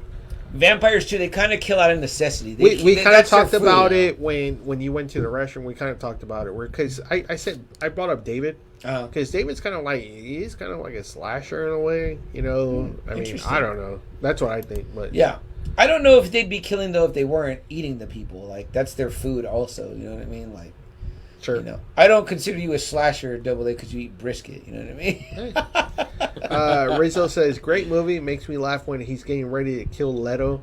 It's like he's doing an Ace Ventura impersonation. that it's a good scene though, a build-up scene. That's a really good build-up scene. And then just the way he kind of relaxes after he kills Jared Leto. It's kind of like, oof. What about the scene with him and Willem Dafoe where... Which one? Where he's questioning him about where he said he was. Are you talking about The Office or the restaurant? The Office. Okay. And you almost feel, here you are, like, you're almost sympathetic for him because like, he's going to get caught. Yeah. Like, that's what the director's doing. They're making you in that moment. Well, he's like, well, you said you were, and you're like, oh no. And I'm like, why do I feel for this guy? I'm like, I want you to get caught. Get caught. Because I think it's like, we don't care about like the white collar kind of characters. Right. You know, I mean... Yeah, so it's a weird dynamic. But that's a great film. I love that movie. Your brother always says there has not been a great Blu-ray transfer. Like I have it on Blu-ray, but I believe it. It's a shitty Blu-ray transfer. I believe it. Rizzo says same that movie and Lucky Number 11. I have seen Lucky Number 11. Slasher though, I don't know. That one's then Patricia, yeah, those are good. Those are good, not too slasher. So yeah, let me see what I can think of. Yeah, very good. Let's keep it going. And then Ziola says, I almost forgot about High Tension, a French slasher. Yes. Tony is the expert on probably like the foreign horror movies. Friday Night or Foxy Roxy swears by this movie. I think I have seen it once. Pretty intense. Again, though, I don't know, Ziola, that an iconic character kind of comes out of that. No, but I mean, it's cool that we're kind of bringing out because, again, we're talking about, who else is out there, who else would you recommend? Right. Like, would be on that bracket, because we do need some of those other ones. So. I agree. Like when we did our episode last week, we brought up Ginger Snaps. It's kind of out there or whatever, but, I get it. Yeah. Amy says, Chris Rizzo, I don't think I've seen Lucky Number 11, but I would definitely watch. I think I actually own that, sis. I could definitely put that on for you. Rizzo, why did you bring that one up? I want to know more because I really feel like that one is a not a slasher movie. No, just like a I don't know. Let's keep it going, Double A. Patricia says, for sure, B characters, I agree, but they're really cool B characters. Oh, yeah, no, great. Definitely. I mean, sometimes you got to... We like them in comics. Yeah. When you've seen all the Halloweens and you've seen all the Friday the 13th, you've seen all the Nightmare on Elm Street, you want to see something different. Yeah. Those are great. Those are great one-offs. You know what I mean? You need those. Let in the house, she says, hi, handsomes. Hi, Let. Hi, beautiful Let. Rizzo says it's 15 years now, which is crazy to me. But when I saw it, I thought it was a cool movie, more of a thriller or crime type drama. Exactly. Yes. Yeah. Almost with like mob vibes to it. Jason says Pet Sematary. I do like cats. Fantastic. Yeah. I don't like cats, but Pet Sematary is a fantastic movie. I don't think slasher. In that movie, more like a supernatural, like a ghost movie almost. You like Pet Sematary, Jeremy? No, I watched it. I couldn't get into it. Really? Okay. Especially the new one sucks. Oh, I haven't seen the new one, so I can't say. But the original one, I think, is fantastic, and it has Herman Munster in it. I know that. Mm-hmm. Patricia says, "Oh, and my son Jojo is listening and wants to throw in American Horror Story. He's real young. Forgive him. I'm teaching him." No. Those are cool. I like the American. We talked about American Horror Story. You should definitely check out our episode from last week. Yeah, they were real cool too. We like those. Great. In fact, I would say Murder Face or Bloody Face, right? If I'm correct, ask your son. But I believe that's in the. I think that's in the Murder House, which is the first series. Yeah, the first one. They focus highly on that character. Again, I think it's called Bloody Face, but it is very serial killer. But we like the American Horror Stories. They're really good too. We like them. Have y'all seen? Do y'all know there's like a little YouTube movie short type of thing, Crypt TV? I don't know if y'all ever. I have not heard of that. No. Y'all should look that. There's always like these like. Where's it at, Jeremy? Crypt TV YouTube. Crypt TV YouTube. Okay. Just go on. They have like little horror stories. There's like, but they're killers. Okay. So there's one called Mr. Smile. Oh shit. There's like there's a bunch of bro. I can't really think of any. But there's a lot of them. Cool. I love that because I love anthologies. I love when it's like a single kind of continuous story. Well, Jeremy, what about this guy? He's more of your age. If nobody's brought him up yet, I haven't heard it. I wouldn't consider him a slasher, but Jeremy, I want to hear your thoughts. You're probably more familiar. Slender Man. Where does Slender Man come in? Slender. So the whole thing with Slender is he's like supernatural. Okay. Takes away kids type. Like he takes away. More like a boogeyman. And you have to. The whole thing is you have to summon him. So I really wouldn't consider him a slasher because he doesn't kill. He like takes you away. Okay. Then, but he makes you go insane too. Oh, okay, interesting. All right. But I don't think anybody's brought it up yet. Have y'all seen The Strangers? Oh yeah. I haven't seen The Strangers. The one with Liv Tyler. Scott Speedman. Oh, I have seen that movie. Yeah, that's a pretty good movie. Yeah, brutal fucking movie. I like that one. Yeah, definitely. Rizzo says, not a slasher, just mentioning Josh Hartnett. I don't know, maybe that's because of Amy. 30 Days of Night, because he's the main guy. Yeah, and he's in Lucky Number 11 too, I think. Oh, okay. Patricia says, I like that Crypt TV. Okay, so Patricia knows what you're talking about. I gotta check out Crypt TV. Amy says Babadook. Babadook. No, that would definitely slasher? be no. Supernatural. So it's like a Slender Man. Like a Slender Man almost. Yeah. And then Patricia says, yes, The Strangers. Yes, that's a good one. Yeah, it's like La Llorona. You don't consider La Llorona a slasher or whatever. She's not. She's not like a you know what I mean. Like she's a supernatural. I mean, although we did mention Candyman, and it's kind of like, is it kind of the same? Would you consider The Grudge a slasher? No. I wouldn't, because again, supernatural. Does though? He has all the hallmarks. The bees, the hook. Right. The 3 times. I would say he's a slasher. And I would also say that someone would dress as Candyman for Halloween, and you'd be like, "Oh shit, Candyman! Yeah. Like, what the fuck? That's dope." You know what I mean? But that's the thing. I think I don't know, because I don't know. The Grudge has a lot of different spin-offs type of things. Yeah. And in some of them, she does use a knife. Okay, that's interesting. Okay. And people do dress as I'm thinking The Grudge, but it's not. I'm thinking of The Ring. People dress as Samara. Samara became. I think The Grudge and The Ring are kind of similar. In what they are, like the long hair, the white dress, a curse. So I think it's that's pretty similar. Rizzo says, "Oh, I just watched The Strangers for the first time yesterday. Actually, yeah, I mean that's a creepy fucking movie. Where did you stream at, Riz? Let me know." And then Ray in the house, he says, my little Caitlin loves horror stories. She talks about Slender Man. She talks about Siren Head. Very Siren, nice. I don't know. Y'all know who Siren Head is? I don't know. Tell us about that one. Siren Head is a creature, which is self-explanatory. His head is a siren. Okay. And he imitates whatever he kills. So say if he kills a dog, he'll imitate a dog. It'll look like a dog. It's a giant walking siren head. Oh wow! Okay. Yeah. All right. That's pretty freaky. But the thing is, Siren Head has a lot of different split, multiverses of that. People see him as that, and then some people see him as what you said, as like what they hear. But then it turns out he's just a siren. Interesting. Yeah. So it's really weird. Siren Head is more of like, I don't know if y'all know what creepypasta is. I've heard of creepypasta. Yes. So he's a creepypasta. Same thing with Slender Man. I don't know if y'all heard of Jeff the Killer. No. And all these other little murder. That's cool. There's some online stuff we need to get into. Yeah. Okay, very cool. Yeah, nice one, Chapa. Ray, who is your favorite all time slasher? Great, Ray. Let us know. Jason says all the piranha movies. Yeah, man. You know what? Those piranhas, man. I don't know if they're slashers, but they're definitely assholes. Are they as bad as the sea bass? Or like John, like Holtinger said, Jaws. I was like, shit. Or Jaws. Sharktopus. You ever seen Sharktopus? Sharktopus. Sharktopus. Jeez. Next thing we're gonna bring up Sharknado up in this mug right here, and there's a lot of sea creatures out there. I don't know. Avoid the water if you want to not get killed by those. That's what I can say for you on that. Patricia says Jack the Reaper. Jack the Ripper. Yeah, Jack. Is there a Jack the Reaper as well as a Jack the Reaper Ripper? that we don't know? I do know Jack. That's another creepypasta. All right. Shit. Well, Really? Jack the Ripper. Obviously, there's the iconic Jack the Ripper. Yeah, of course. I would say Serial killer definitely they never considered a found. slasher. Yeah, for sure. Oh, a real one. Yeah, a real slasher. Yeah. I don't know if he was referring to because there's another Jack the Ripper-esque type of character, could possibly called Ticket Toby. Okay. Where he's just basically another slasher with the mask. All right, interesting. I gotta like show you. that. I gotta show you some of these. Yeah, like, show me some of these. We can Chromecast them to the TV so I can see them. There, yeah. And it's so funny that earlier Ray mentioned like how his daughter's into that because there's quite a few creepy things that my nephew's into, which I'm like, man, this shit would have scared me. Like the bendy stuff. Like when I'm like, there's a lot of creepy elements to that where I'm like, Bendy, as a I'm kid, surprised he liked Bendy. Yeah. Bendy's actually like.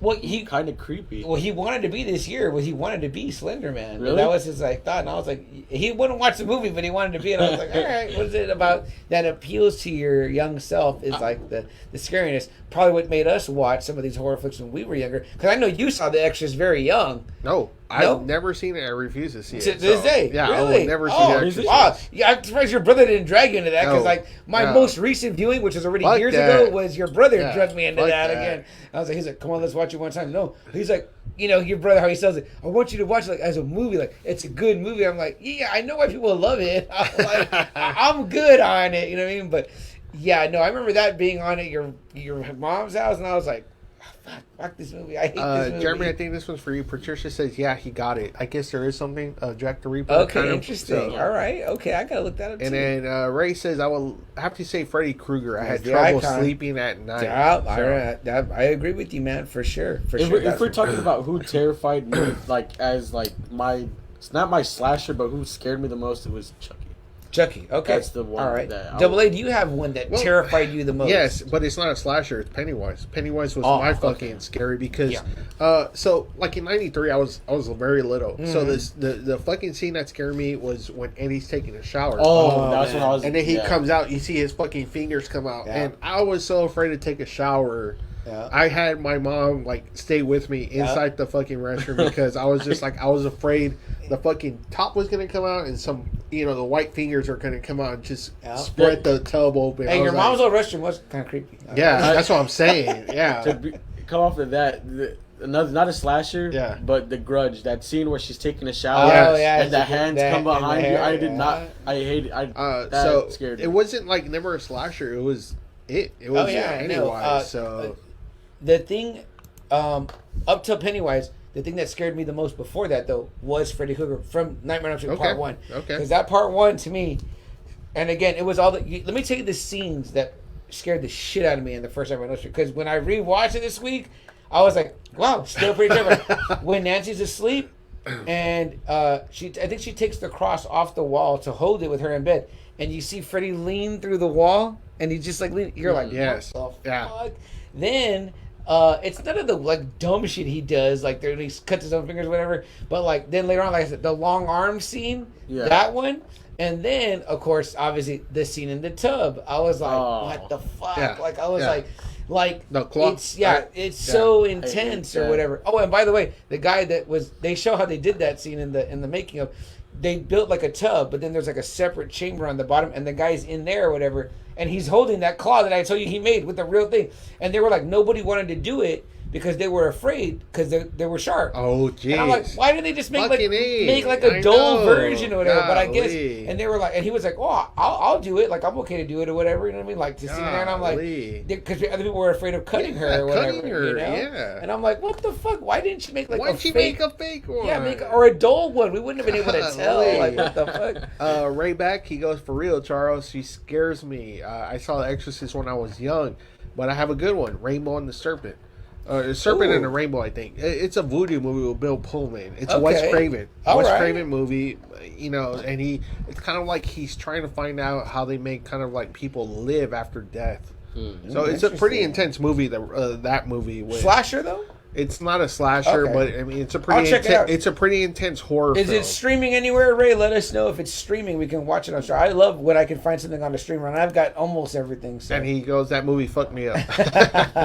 And Patricia says, it's not a slasher, but The Exorcism, any of them, nope, can't do. Yeah, I can't do. Yeah, like Emily, The Exorcism, Emily Rose. Any of the Yeah, Exorcist movies. Guys, Yeah. we didn't cover it this year, and we're already at the end of our Halloween series for the month.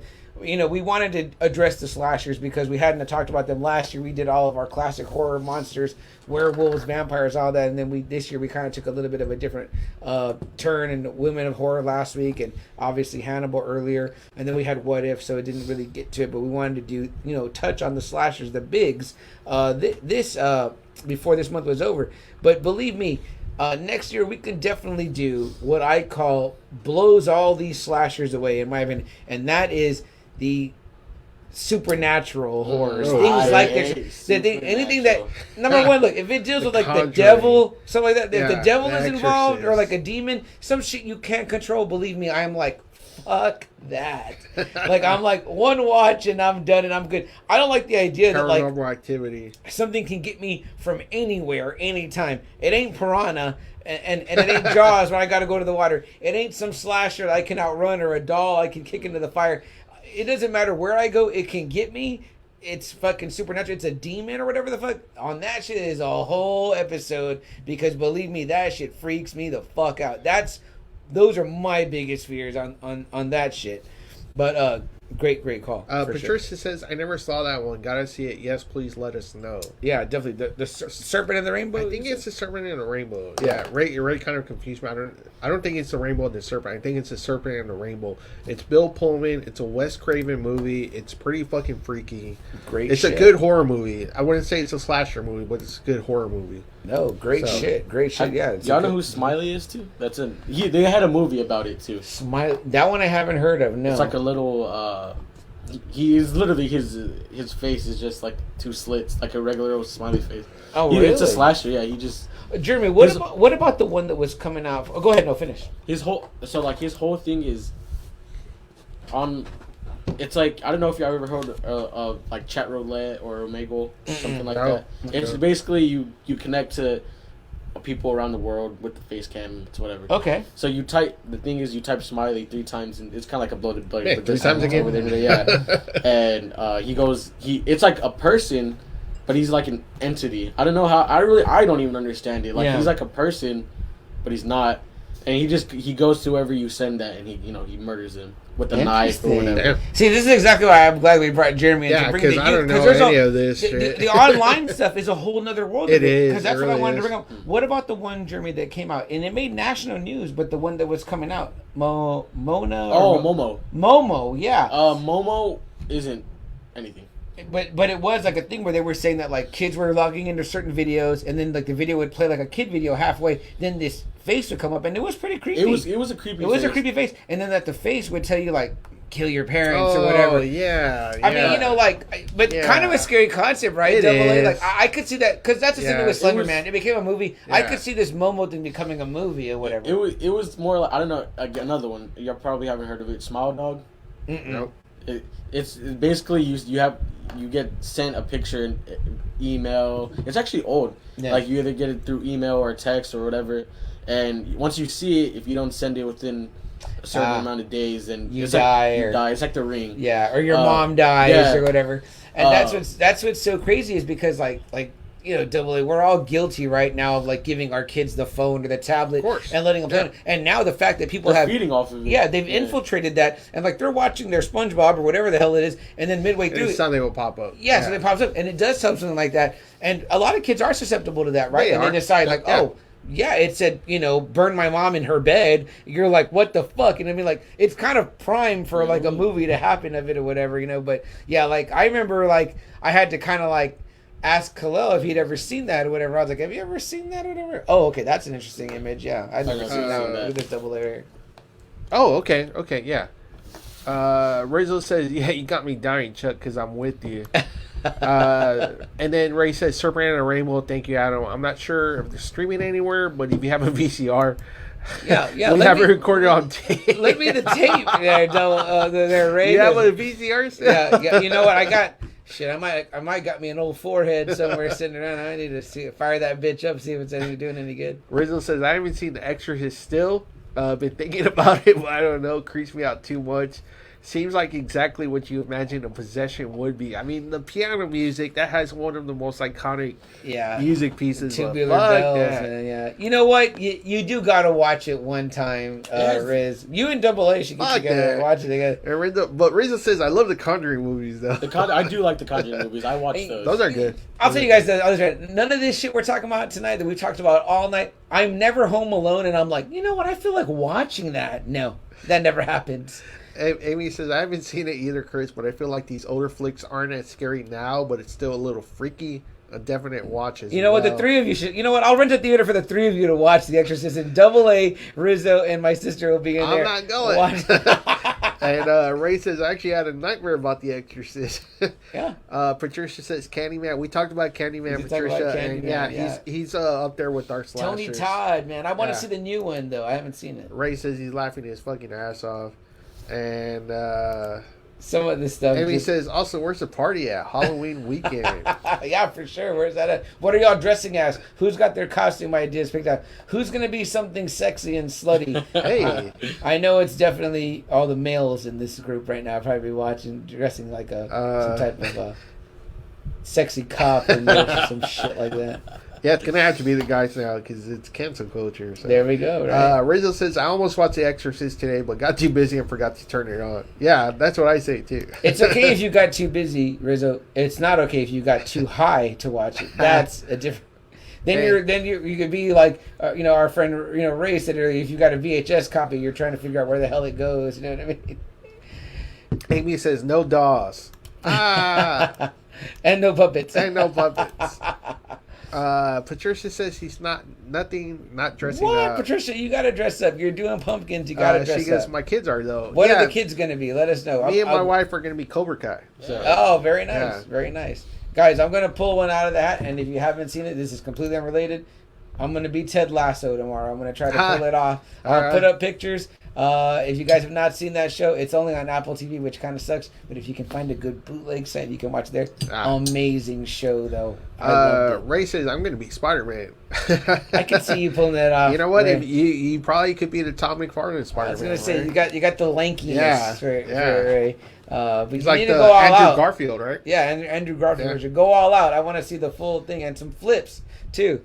Okay, guys. So we're kind of talking about like every kind of horror movie now, but I mean slashers though. I mean, who's your favorite, Jeremy? Who's your favorite, Tim? Ghostface. Okay. I'm gonna go with Freddy Krueger. Freddy. Yeah, you know what? He got laughs, and I always like a comedic version that can get some laughs in there too.